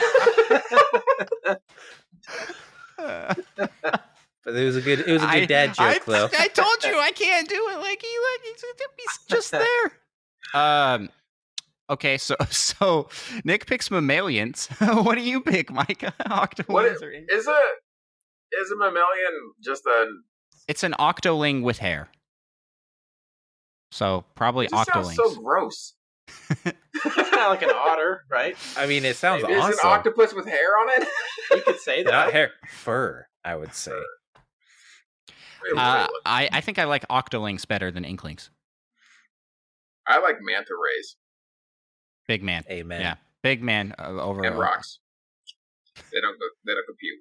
Inklings. Gotta go to classics. Okay. Yeah, I've probably got to go with Inklings, unless I'm feeling really angsty. Then I feel like Octolings somehow. Why is that? Why are Octolings instantly like? I think the same thing. Like, oh yeah, that's the angst. They're a little more hardcore. They're the same thing. They just have tentacles instead of squids. First of all, how dare you? First of all, there's a difference. Nick's Googling mammalians. And so he's just getting a bunch of mammals. Is this a word? Is this a real word already? I can't even find. Is that it? Yeah, I think so. Presto also asked, "What's your favorite Pokemon and least favorite Pokemon?" Yeah. I changed my mind. But we answered that on Barely a Gaming podcast, so go check out their show for our answers to that question, and we'll move on to the next question. Micah, from you want to take this one from Purple, right? I thought you were saying why don't you just say it? I can't talk. Good old Purple Riolu. Who's your favorite Splatoon character, and why is it Big Man? And then I say, give your honest answer, though. LOL. Well, my favorite character is Big Man, but honestly, just because I'm not that invested in because you don't know anyone else. Yeah, he doesn't even know Big Man. Well, that's why, honestly, this one's my favorite, but honestly, this is what I'll tell you, honestly. I'm just going to give you my honest opinion on that. Honestly, we're trying to have a podcast here. You can't be anything other than honest. I am going to say it's either Big Man or Nails the Snail. Nails is close. But be honest with yourself. Big Man. Who's the emo purple hair girl? That's my favorite one. The purple one. What? The one next to Big Man. Shiver. Shiver. Shiver. Purple emo girl. Isn't that all of them? Yeah, the yellow emo girl is different. Oh my goodness. I have no idea who these people are. All right. I feel like shout out, honorable mention to Krusty Sean. Yeah, that's true. Just He's for the pretty great. name. Krusty Sean? Crustacean? Oh, It's incredible. It's incredible. That's pretty good. And he runs the shoe shop Shrimp Kicks, which is just also a cool name. But I think I got to give it to Little Judd. Oh, Especially yeah, the more I hear about rumors of him potentially being evil, the more I like No, it. it's not potentially. He wants to kill Big Judd and take his place. I've heard no such thing. Well, that's why people officially. are speculating that he's evil. No, it's official. Yeah. Yep. He's a clone of Judd, and his goal is to become Judd. But they work together too, so interesting work relationship. It's kind of like the Barely a Gaming podcast crew. No comment from you guys. I was totally listening. He was looking at Octolink still. He's still looking at those sweet mammalian pictures. So and I just didn't have a good response for it. I'm trying to read the next question. Next question comes from Lava Plays, who asks, what enemy/bosses would you like to see in Breath of the Wild's sequel? What would the ideal final boss be? Ganondorf. No. Yeah, I think Ganondorf. Ganondorf's a cooler final boss. Yeah, way cooler. So you just that's like one of the dumbest boss fights the first time you fight him. So no, regular Ganon is better. what was in the first one. You just want that again? Are you talking Ocarina of Time where you're just like, Ganon. I'm going to slap this orb back at you 1,000,000 times and hope eventually you die? Because that's engaging and very fun to do. It is, surprisingly. Yeah. You don't like tennis, Wind Waker Ganondorf. Fantastic boss fight. I just want to see a regular Ganondorf. Have him change into Ganon at the end. So a 2-phase boss fight or something like that. Oh, yeah. I mean, it's got to be 2-phase. Cool, I guess. But there's got to be legit Ganon in there as well. Yeah. Ganondorf, dang it. No, Ganondorf and then Ganon. Potentially. And then Link and then Linkendorf. But I feel like Breath of the Wild, they gave you like Ganon, and then like, we're going to give you Ganon 2.0 now. And I feel like Ganondorf was just missing from that equation. Yeah. I don't know how it would have worked, though, because he was just kind of like an evil energy. Like how they would have fit Ganondorf into that story would have been interesting. Where this one, it seems like they've got a good way to weasel him into the story. Like, he was under the castle or something. I don't know. I'm guessing based off the trailers. He was under the castle the whole time. He's still alive. You killed the Rage Incarnate. But then somehow he's still here. His sentientness kind of oozed back into his body. Oh, that would be kind of stinky. What's the mirror Link called? Linkle? Dark Link? Is that Dark Link, the one that's a mirror image of you? Mm-hmm. That's I dark. want to be like tricked into playing as him, and then you accidentally fight Zelda. Wait, then you fight Zelda? Yeah, you fight Zelda. You're supposed to fight Link, though. That's like the whole. That's the whole thing. You can already do this in Breath of the Wild. You can play as Dark Link. Yeah, but you don't fight Zelda. No, you don't fight Zelda. I want to be confused to a point where I have to fight Zelda, and then you find out that it's Zelda after so specific. After the fight's over. It looks like it's like a dark Zelda, and then you realize afterwards that you were the Dark Link. You were the Dark Link. Oh yeah, there we go. I think video games over here. Well, I think we're all in agreement that we want Ganondorf as the final boss / Ganon. Well, 3/4 of us, right? Or he wants Ganondorf. Ganon. He wants Ganondorf that turns into Ganon, which makes sense. sense. That would be cool too. I want Ganondorf to have a presence throughout the whole game. I think that was one of the weaker elements of Breath of the Wild. You don't really see the boss ever. It's not like you don't see a progression of them changing or anything. Yeah, you see them in the castle spinning around. for those listening to audio, they're recording in the same room, slapping each other. Classic brotherly stuff. Yep. Unless you have a healthy relationship with your brother, then you don't do that sort of stuff.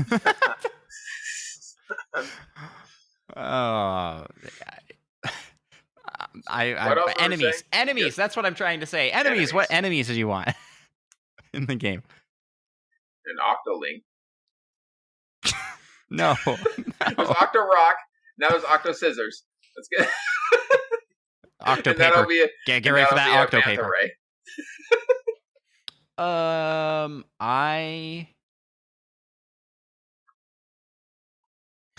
don't know.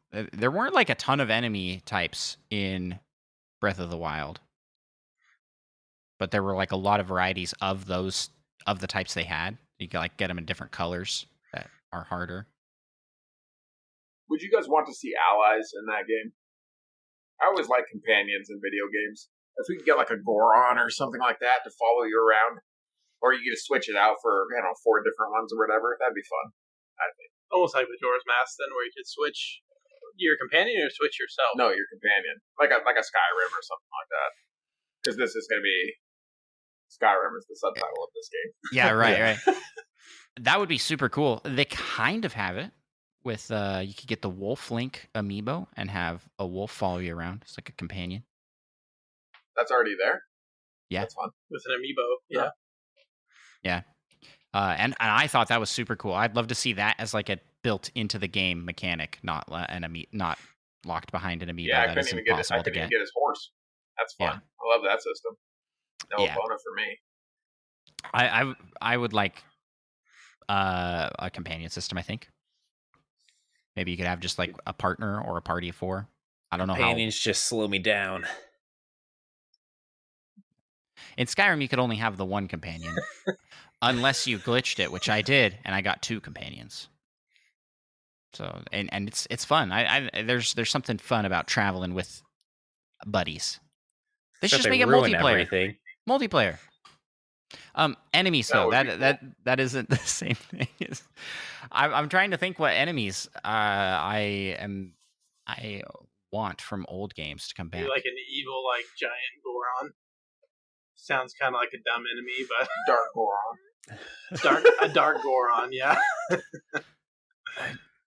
I really like the Hinox enemies because they're like huge, so more giant enemies like that. I was kind of hoping that we'd get to climb on the divine beasts.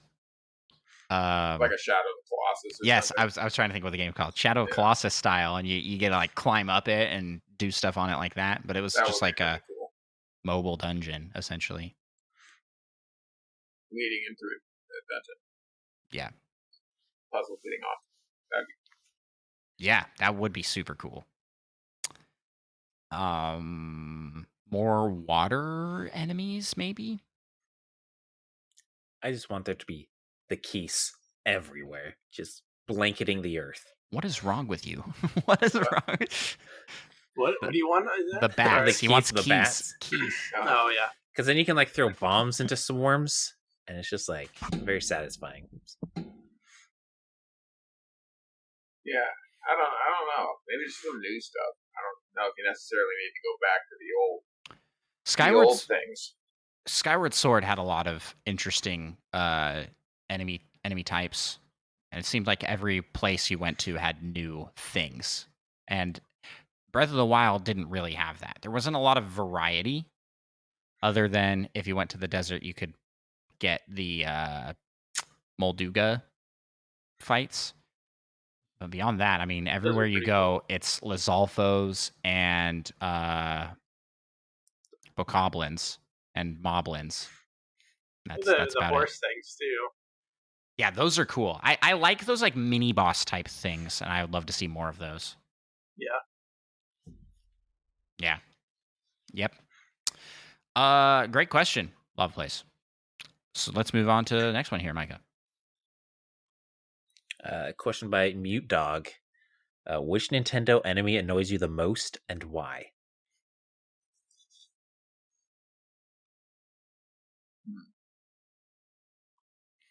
There's just so many enemies in Ocarina of Time. So hard to choose. What do you mean? There was one. It's bacon. It's my least favorite. It's horrible. Unless it's made of turkey. That was a good impression of Micah. That was perfect. Ocarina of Time. I'm like trying to think. What instantly comes to mind is Zubat. I like hate Zubats because yeah, they're the ones that spawn in every cave, like every 5 feet. It seems like their spawn rate is just crazy, and they're not awesome. Like you catch one and you're done. You don't need to keep catching them. But I don't know if that's the enemy's fault or if that's like just the game mechanic of random encounters being something I don't like. I don't have a good one yet, but I'm going to say right now it's a C bass, or is it a C plus? Catching that thing for like the 20th time when you want something else. Come on, that's so good. That is the best. That's the best answer. I don't think we can even do that. In chat, we've got Bear Maximum says Hammer Pals, meaning Hammer Bros, which is a good answer. Hammer Bros from like classic Mario are kind of obnoxious. But if we're going on that route, also Lakitu is pretty annoying. The sun is pretty annoying from Super Mario Bros. 3. Oh yeah, that actually came to mind, but I wasn't sure it was quite the sun. Terrible. The sun enough. In real life is even worse. Yeah.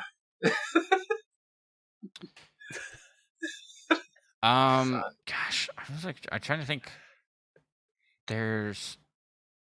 I'm not a fan of enemies that can like one hit kill you. So any enemy everything in Mario Brothers 1 in Metroid Dread mode. Everything in Metroid Dread mode. I like Metroid Dread. I was thinking of in Skyward Sword, there were like those spirit guardian things that would chase you around after you got the tears of the goddess or whatever. I don't remember what I was kind of thinking a Bobo is a pretty terrible.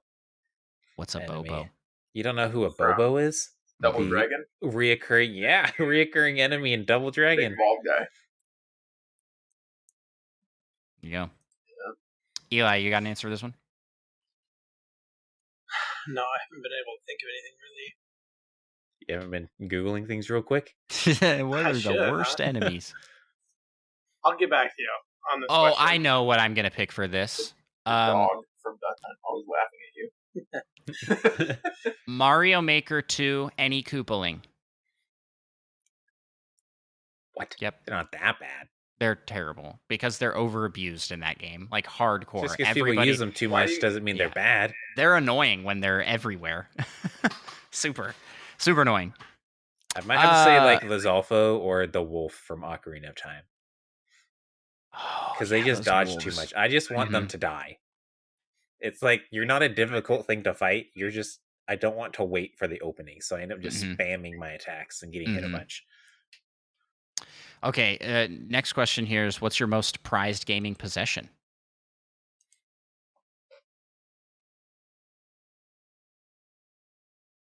What do you got for this, Micah? You have all your gaming possessions in that room with you, I'm fairly certain. Well, it's hard to choose between Mario Sunshine or Metroid Prime, Thousand Year Door, all these great GameCube games. But probably my Switch, actually, because I use it the most. That's a good one. Use it the most currently. I have a lot of like customized artwork that I really like. Probably my favorite is the Everyone Is Here poster. I think that one's the coolest looking one. So Smash Bros. Yeah, it's the Smash Bros like painterly art. And it's just this huge banner. I think this one's like 6 feet long. So it's really that's probably my favorite possession at the moment that I can think of. That is like not a game system. Otherwise, it's probably my Super Nintendo, like my childhood Super Nintendo. Just a lot of nostalgia for it. That's kind of fair because you do have like 3 Switches now. Yeah, you can lose one; it doesn't even matter at this point. What do you guys got? Eli and Nic. I think for me, it's probably a toss-up between the PS5 and the Switch. Yeah, I kind of waffle in my playing time between both of those. Well, there's one easy way to decide. You literally toss both of them into the air, and then whichever one you move to try and catch. That's a good test. You'd probably go for the Switch, right? Because the PS5 could kill you from that. I didn't think it was that funny, but everybody laughed. Well, it is pretty heavy. It's got all those kind of like sharp corners and stuff. Yeah, it looks like it might take off and start flying. I was trying to look for my PS5, but it's not there. My TV's broken. So not your TV. There. Stop throwing controllers at it. No, it just doesn't power off. That's a bummer. It's not my favorite thing. This thing's pretty sick, though. It's an 8-bit Dell Pro controller. Oh, that's I recommend getting that if you play on your computer and Switch. Very good. It actually is really nice to see. Great picks. Yeah. I mean, I still like a good one. I still like these controllers more, but that was the DualSense. That's Eli's though. The black one was really nice. I got a white one, a couple other colors. It's a classic. Yeah. Yep. Here's show and tell.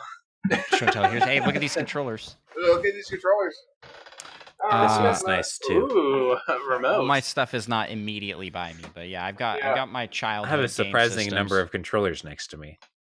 I have a Skyrim poster on the wall. That thing's kind of cool. It's been there for a long time. Yeah, we have a ton. We have a ton of Zelda posters, Mario posters. This is the map. So it's kind of fun. Nice. Cool. That Hopefully that answers. Come with stuff in them. Hopefully that answers your question, Mute Dog. Next question. Oh, you wanted to say the next question? No, I wanted you to read it. I was like kind of hoping you just pick up. But I couldn't remember who read the previous one. I didn't want to be rude. Oh, would a guest like to read the next question? I mean, we've just been talking over this whole time. Go ahead. Yeah. Thought you'd never ask, which I thought you would never ask, to be honest. Hey, could you just host this for us? Yeah, thank you. Would you rather own Link's Master Sword or Samus's Power Suit? Feel free to hash it out. And there's obviously only one correct answer here. I mean, as much as Mute Dog is really trying to pit this like Zelda versus Metroid, I mean, I gotta pick the Power Suit, right? Like it's a power suit. Or I could get a sword. Yeah. I mean, and who's evil in your life that you want to use the Master Sword on anyways? Other than that, it's just a regular sword. Can it shoot bolts of energy out of it? If you're at full health. Yes. Whatever that means. It doesn't work anymore. I'm going to have to start hitting the gym, I think. Yeah, you cough a little too hard suddenly and your throat hurts a little bit. Now you can't launch energy projectiles. Drink some milk. Drink some milk, you're fine. I don't get back to full health.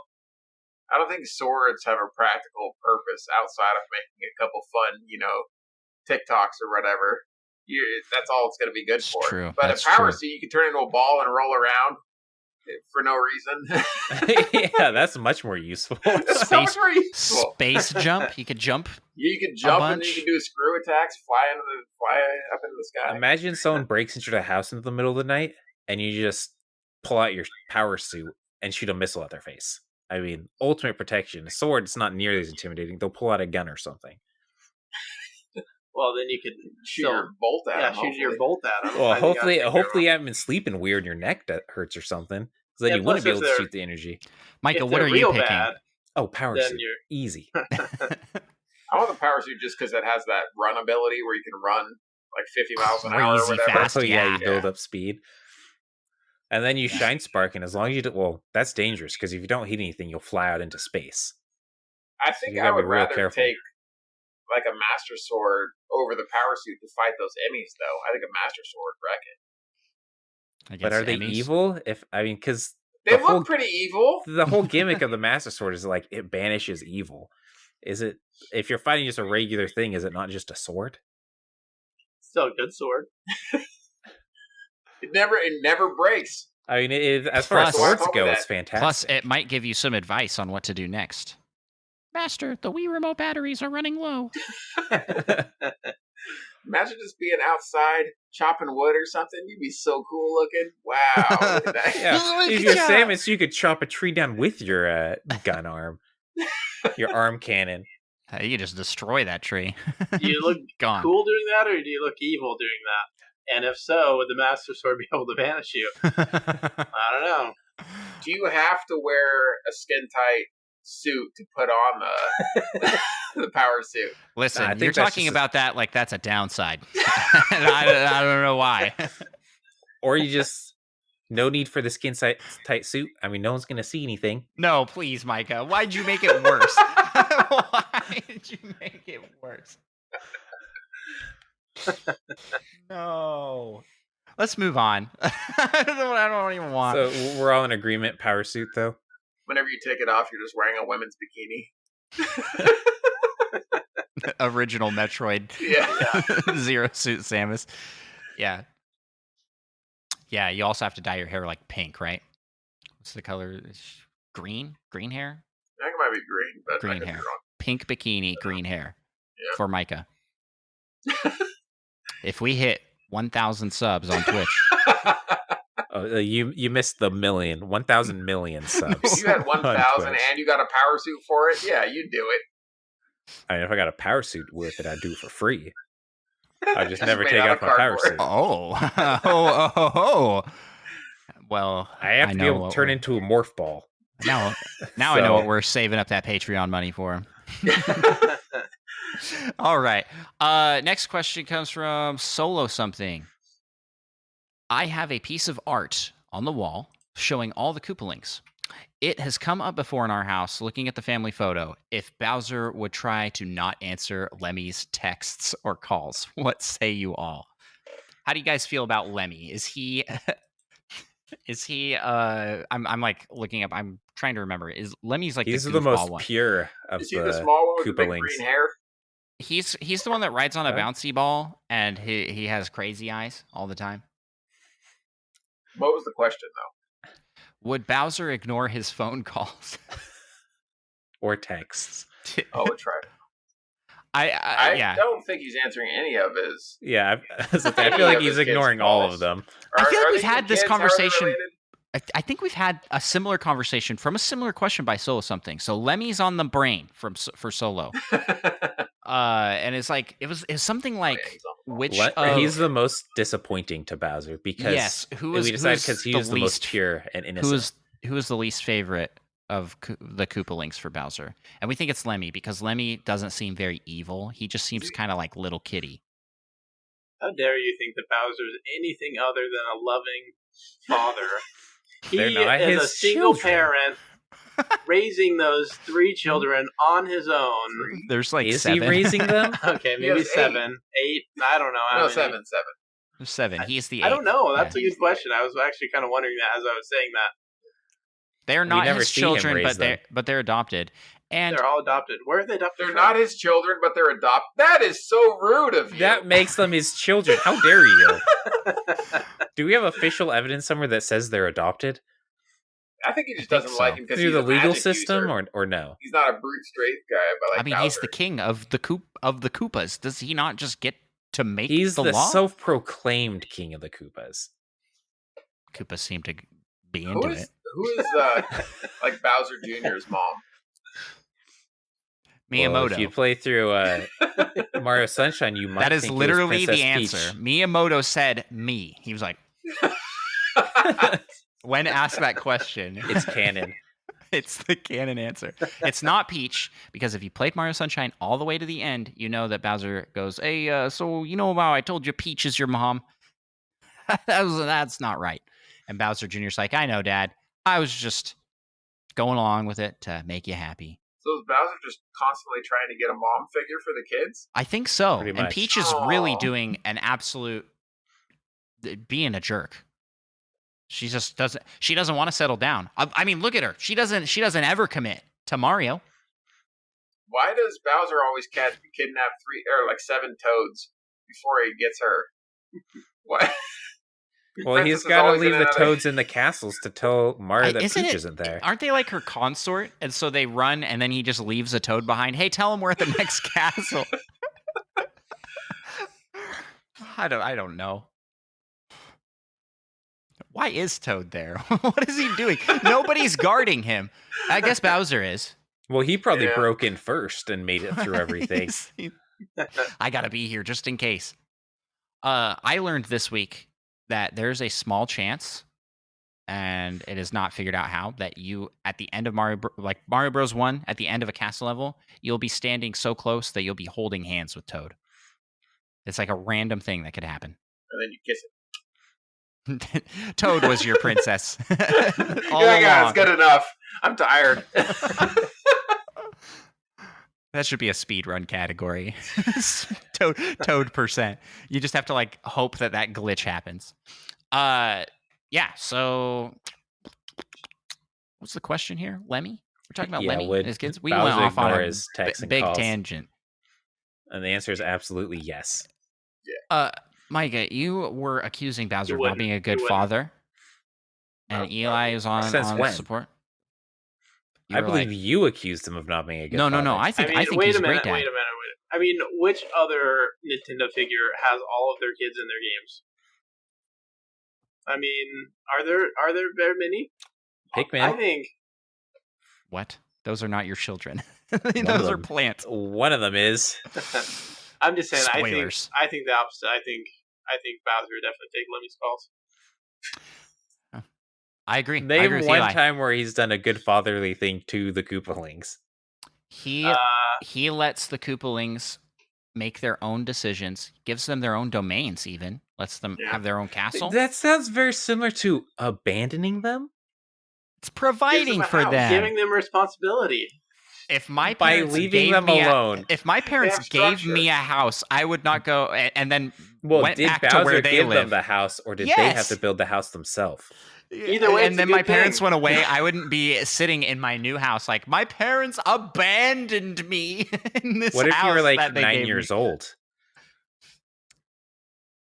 If it's like Super Mario Bros. 3, he gives them each like their own kingdom. Yeah. Or do they take the kingdom? What if you're like 9 years old? I don't think the Koopalings are 9 years old. Lemming acts kind of like a 9-year-old. That's why he'd answer his calls. Got to help him out. But he's like, you're going to live on your own now. Also, Mario might come and try and kill you. You're going to fight him. I think Bowser's an all right dad.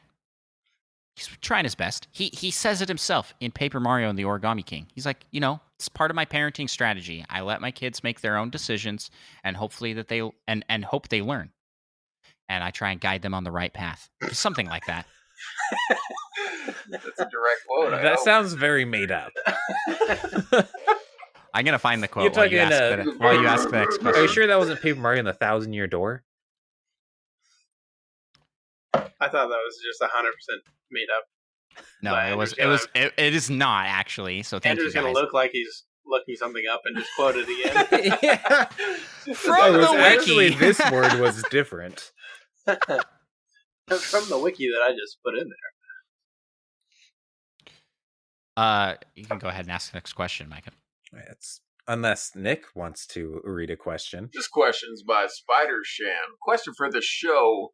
When you make an avatar for a game, non-Mies, do you try and make it look as close to you as possible, or do you make something different? This is a perfect question for you, Nick. It is. I usually do one, and then I'll do other random ones too. But yeah, almost all my games I try to make look like me. But less buff. Try to make them not too buff. Yeah.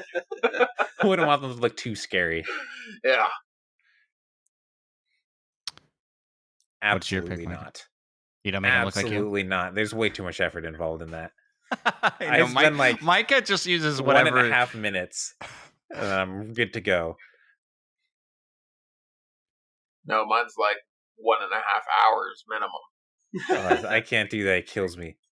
Usually longer, I would say. I'll go play probably something more like 4 or 5 hours. I'll do something like The Division. It has 3 options, and I'm like, oh, here we go. Go load the game. Nope, start it over. Not good enough. Let's try mixing it up a little bit more.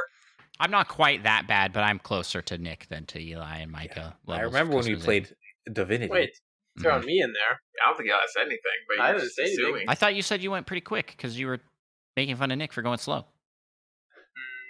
No? Okay. All right. I won't speak for it. No, I probably spend a good hour, character creator to you. And That's so long. I mean, it depends on the game. But like a game like Elden Ring, where I'm going to put in like, 150 hours into the game, I got to have a character that I like, and then I cover his face with a mask the whole time. Yeah, I'm 95% sure I spent less than a minute creating my character in Elden Ring. Wow. Yeah, I couldn't do that because I know the time commitment into having a nice character for the whole game. That you never see. That you put a whole costume on. It doesn't matter. I've made like a dozen characters in Elden Ring, and each one has probably 2 hours or more on the character creator. Yeah, I'm probably okay. So I'm probably right around there where Eli's at. I'll spend a good chunk of time. Now, the question on do I make it look like me? Yes, unless I can't get it to look like me, and then I go 180 and I make it look as insane as possible. For example, Skyrim. I feel like the human characters in Skyrim I could not get to look even remotely like me because I'm just not Nordic enough, you know? Your face is just unique. And so I almost always play as Khajiit, which is like farthest from human you could get. Because cats, cats are pretty cool. So I like to do crazy stuff like that. Divinity did the same thing. I was like, I spent all this time making a character, and I was like, I can't get it to look right. I'm going to be a skeleton. The polar opposite. And then you spend another 30 minutes making that skeleton look good. Listen, he's a cool skeleton, all right? He had a mustache. Baldur's Gate is another one that has a pretty extensive character creator. Well, and then you have to make your love interest. Yeah, and then you had to have your wife come and make the love interest while we're waiting on you. Yeah, that's the funniest part. You had to wait on people to make their characters in that game. So, Andros, do you name your Khajiit after your Khajiit behind you on the table or counter? I haven't done a Midna character yet. I usually do Wesley, which is named after the childhood cat from Micah's house. Yeah, well, not super childhood cat. Not super childhood. Adult-ish cat. High school. Yeah. Time period. Yeah. It's actually my brother's cat originally. Because I don't want to play. It was a great cat. My cat's a girl, and I don't want to play a girl cat. Trying to decide if that's sexist or not. It's not. I don't want to play as a girl. I mean, well, no, I think he'd be fine playing as a girl, just not a girl cat. Oh, yeah. Yeah. Hey, whoa. Yeah, I play as a girl just fine, all right? I do a great job as well. You normally play as a girl. Like, I don't know what else. It sounded better before I said it, I think. So those things you're like, this is going to be hilarious. And then you start saying it, and you're like, I'm just going to back out of this now. Let's go to the next. We'll save you here. Let's go to the next question. Did everybody answer that one? I think everybody did. Yeah. Long live chat rule, aka Elizabeth, asks, question for the show: which version of Ganondorf between Ocarina of Time, Twilight Princess, and Wind Waker is your favorite? I've played one of those games. So Ocarina of Time. I think he has an awesome intro. Like the organ. That's true. Yeah. His intro in that, and I don't know, he's very menacing and just cool throughout the whole thing. Yeah, like Mikey, you can't deny that. He's awesome in that. I played it relatively recently, and besides that organ, that is fantastic. First of all, the rest of it, it wasn't as good or menacing as I remember. But what do you kidnapped Zelda on the horse? Yeah, the horse was doing all the menacing stuff. He didn't kidnap Zelda. You're remembering that wrong. Wait, he what's tried he doing on the horse? He was chasing her. He chases her on the horse. Oh, okay. And it's Impa taking her on the horse somewhere. Oh, that's right. Listen here. I'm correct. Push up my glasses. Well, hang on there, buddy. You trying to spit some Zelda facts here? I mean, how menacing do you have to be to hit a child? I mean, when he's fighting against their children. But what do you think of his design? I mean, that is your main in Smash Bros. Ultimate, is the Ocarina of Time Ganondorf. Wow, that's interesting. Because I have to. Because I have to. I have to use if this they had body. If they had different Ganondorf skins. I don't know. I think Smash Ultimate, like, brought his design up for me because they. Oh yeah, I mean they made his design a lot better in Smash Ultimate. They made him. They match didn't change like a bunch, but they made him match like the artwork, the concept art, because 3D, and we can like make it look a lot better than N64 graphics. And he is just jacked, like absolutely ripped, just crazy. Between these though, I got to go Twilight Princess. I think Twilight Princess has a very menacing demeanor. He's one of the coolest Ganondorfs. Eli? Yeah, I think for me it's a toss-up between Twilight Princess and Ocarina of Time. But I would probably say Ocarina of you Time. haven't played Wind Waker. I know, that's why it's a toss-up between the other two games. I just had to where you could get that disclaimer. I mean, you might like Wind Waker. Dad bod Ganon, pretty cool Ganon. Hey, Wind Waker Ganon is the most eloquent Ganon. The most well-spoken. Micah just finds him relatable, the dad bod. He has a cool cape in Ocarina of Time. Plus, he's That's the best true. boss fight out of all. And he has cool fan art. Look at that. That's sick. Yeah, that's his shadow. I don't know if Ghost that's fan form. art. That might be official art. That is official That's art. cool looking. Phantom Ganon. The boss fight in Ocarina of Time Ganondorf isn't that good, in my opinion. I think Twilight It's only Princess's gone uphill. Twilight Princess's boss fight was really cool for Ganon. Yeah, I do remember that being pretty good. It's been a while, so I don't fully remember. Wind Waker's the is also difference? really They look like the same to me. Twilight Princess and the art from look like the same. They're person. they And are then supposed to be. They are better model of it. supposed to be the same person. Oh, Wind okay. Have you seen the Wind Waker design though? He's like No, totally The different. chunky one, right? Short. he's pretty he's tall. Still tall. He's and really he's tall. got Still one tall. giant ab. One giant ab. Like a Goron. Exactly. Rock hard ab.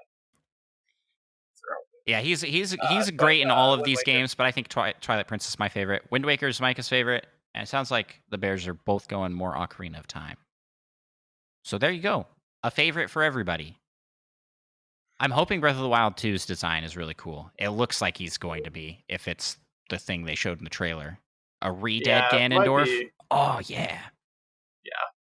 Have you guys looked up Ganondorf rehydrated? Could see some fan art of what it looks like before he is re-dead. And they all make him exceptionally buff. Oh, no shirt on this man. What a beast. Well, wait. Now that's a mammalian, if I ever saw one. Sometimes looks like girl. All right. Sometimes with a beard. Oh, there we go. This is your favorite Andros? That one. Oh gosh. Whoa. See, that's what Wind Waker Ganondorf looks like if you take off his giant kimono like thing He's he has just on. absolutely ripped. The human perfection of muscle. No. That is not what I picture. All right. I don't remember. What was the question? Favorite Ganondorfs, which we answered. favorite Which we Ganondorf, answered. yeah. All right, Yeah, we're Micah, good. you take the last one here from Falcon. Which games did you give a second chance after not liking at first?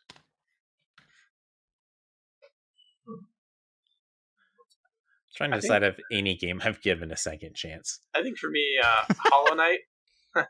Hollow Knight was one that I struggled to get into at first.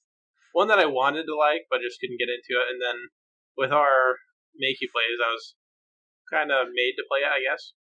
And so then I had to play it. And I ended up really, really liking it. And one of the first, probably Metroidvania games that I've liked. I kind of have a similar issue with all of them, where it's like just a little bit harder for me to get into. But Hollow Knight was a really good one that had really, really good bosses, really good atmosphere, good colors. So that's one for me. I'm still waiting to give that one the second chance. I should invite you on our show again sometime. I'm gonna make you play D&D. We could probably get it done just as fast as we got those 3 5-minute games done. Yeah. Probably. I'm trying really hard to come up with an answer for this because I I feel like I have to have a game that I did not like at first, but then Maybe for Horizon Forbidden West or Zero Dawn. I never finished that game, but I've never went back to it. So maybe I'll go back to it. Maybe I'll go like back to it. I don't think you get any credit for that. I was going to say partial credit, but I don't think you get any credit since that doesn't answer the question at all. Yeah, that was terrible. Yeah, wait a minute. I don't have a good answer. I'm sorry to be lame here, Falcon. I don't know. There is probably a good answer, but I can't think of one either. Yeah. Actually, you know what? Echo the Dolphin. You didn't like it at first? It was too hard when I was a small child, and also technically Metroid Prime when I was very young. Those ghosts were real scary. That reminds me, Mario Bros. 3. You mean the greatest Mario Bros. Game? From 1988? Yeah. Mario Bros. 3, I played and couldn't get into, and I didn't think it was that awesome, and then played it again semi-recently. It's been a few years now. But when we first started podcasting, I was like, I'm going to play through Mario Bros. 3, and loved it. So, yeah, there you go. That's a good answer. You can't say your own answer is a good answer. That was a great answer, I think. But it was a good answer. Fantastic. Wow. Well, with that, we will move to the last segment of our show. Thanks to everybody who submitted questions and topics for us to discuss. Super fun. Always a great time. Feel free to submit them. If you got them out there, you're listening, you're like, I want to be a part of this conversation, join up our Discord. Hit us up on social media. All right, this will be fast here, hopefully. Let's move to the PAL topic.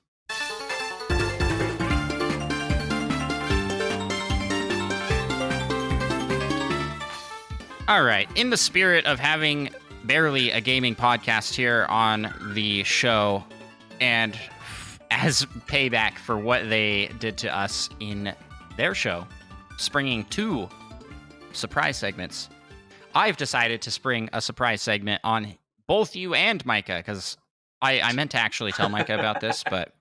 Yeah, it was kind of weird, because 10 minutes before we started the show, you're like, I was like, don't have a PAL topic. I forgot that I was going to do a straight rip-off of Barely a Gaming Podcast. We're going to do Make You Play.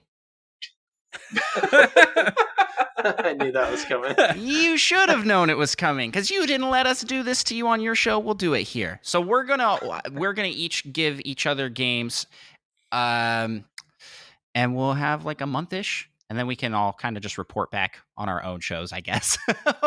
We'll reconvene here. We'll do this again.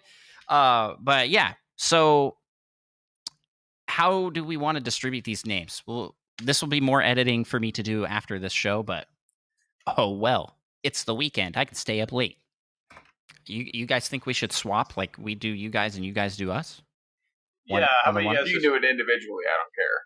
But I'll just do a coin flip here, and we will do heads. I'm heads. Maybe heads. Maybe tails. I'll be tails, I guess. And I'll flip for you, Micah. So we'll see who you get. Oh, I think you should flip for you, so I have more time to think about this. Okay. I'm trying to think of what are the worst games I've ever played. Micah, you're going to give a game then to Nick by default, right? Yep. Okay. He's gonna love it. Who wants to do the coin flip? Nick or Eli? Yes. Nick. All right. I'll be heads, you be tails, Micah? Heck yeah, tails is easily the better of the two. No offense. Yeah, so this is for Nick. And then I'll default to the other one. All right. Well, Nick, you get to pick for Micah. Micah's picking for you. I'm thinking between 2. I just need a little more time. Well, I mean, you could tell us the 2, right? And a little more. All right, I'll tell you the 2 that I'm going between.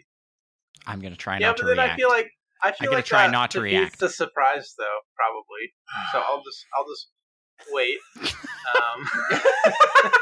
You thought do you want me to take off? Here.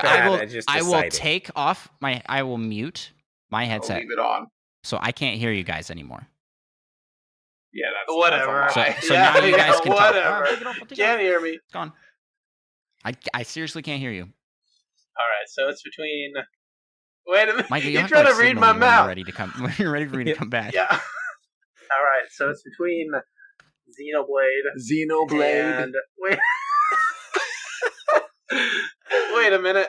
And are you guys ready? Elden Ring. Those are so terrible. I wonder how this is going to be to edit.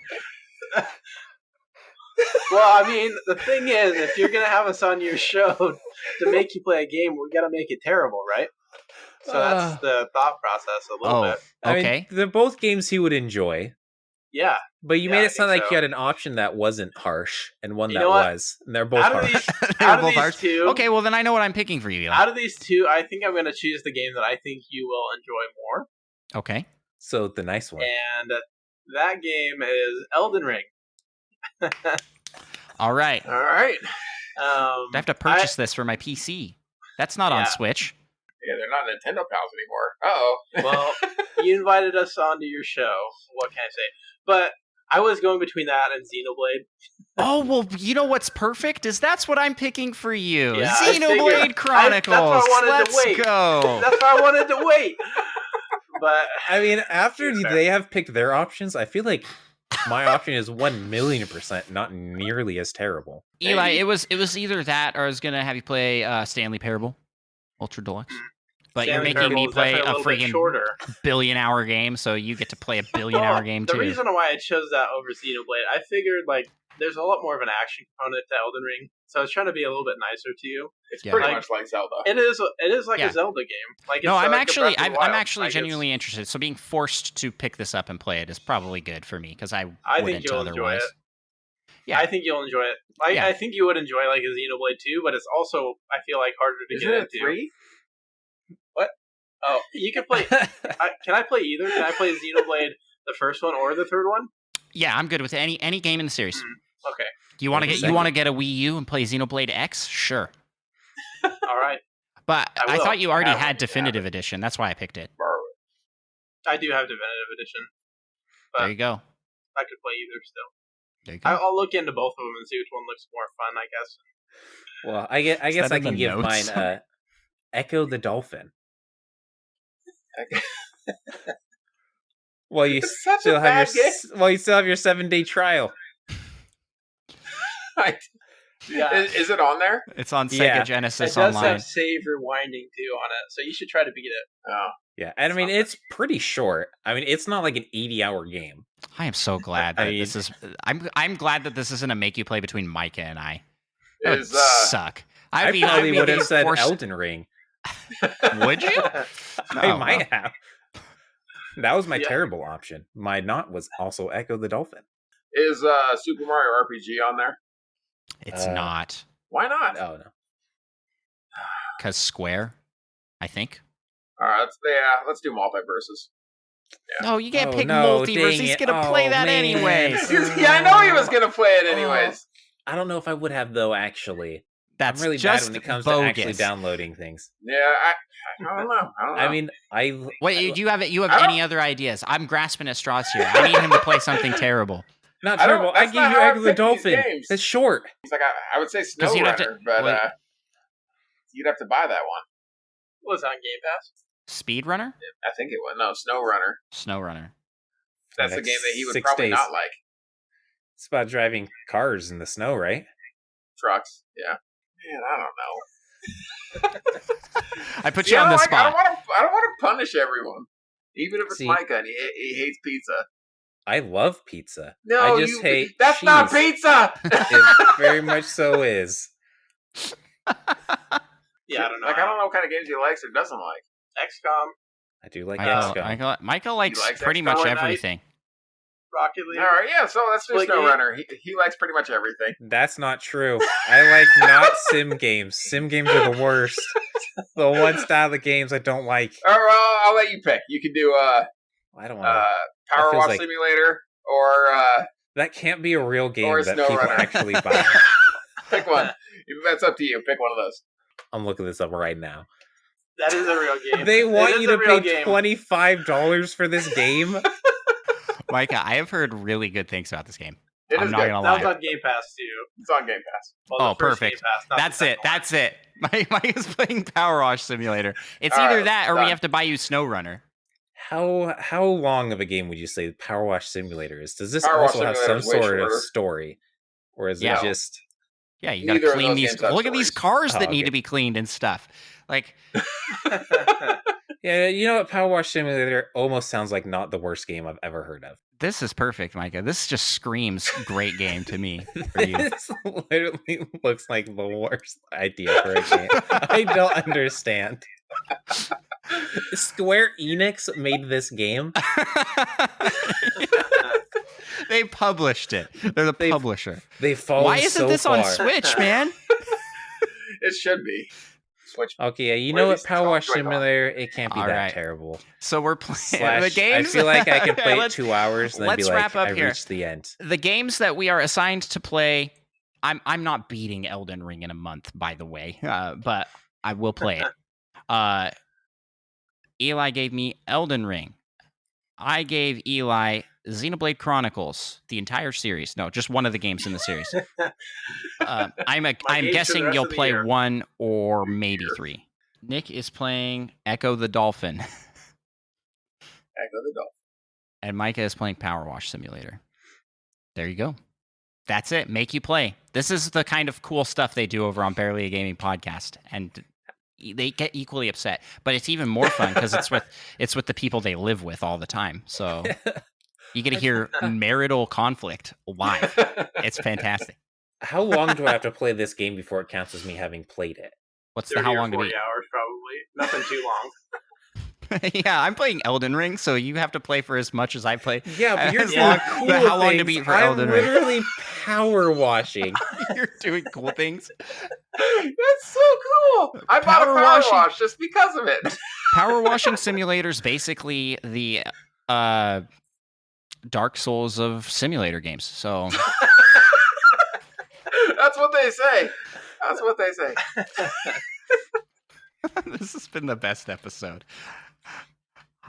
I love this. This is great. I love that you're so upset, and I have to play Elden Ring. That's so long. Elden Ring's a good game. I mean, played that for fun. I'd play Power Wash Simulator for fun. So how's that? You've already played that game? Power Wash Simulator. No, I've been looking Absolutely at it though. not. If it comes to Switch, I'll probably pick it up. How long to beat the main story? Average is 31 hours. So I think you can beat it. That's not true. That is true. The main story plus extras, though, 42 hours. There isn't even a story, so I heard. So I'll just beat Echo the Dolphin 35 times. Yeah, you better beat Echo the Dolphin. Well, you know what? No rewinding for you. You don't get any save states or rewinds. If you haven't beaten the game in 3 weeks and 6 days, then you can start using those. I hope this is my answer to the other question. One game that I hated as a kid and then go back to later and try to play it. Maybe now it's going to be amazing. Wait, have you played it before? I played it when I was younger, and that game looks like great. I think I was probably 10 or something when I played it, or 12 or whatever. I feel like we're going to come back here in a week and Mike is going to be like, I have found my new favorite game. I love this game. It's so great. And I'm going to be going to break both of my hands so I can't play this game. Oh, pulling an Eli. Chopping them off. Right? Well, I'm not crazy. I'm not going to cut them off. At least your channel's famous for nose percent. So nose percent Power Wash Simulator. Perfect. Yeah. Well, that's about all the time we have for tonight. This has been a very long show. Thank you to Eli and Nick for coming on. One more time, you guys want to plug your show? Where can people find your stuff? Yeah, so you can find us by Googling Barely a Gaming Podcast. Or you can follow us on Twitter at BarelyAGP, or most of the other social media places as well. And like we mentioned before, we also had Nintendo Pals on the episode this last week, which I think was a pretty fun episode.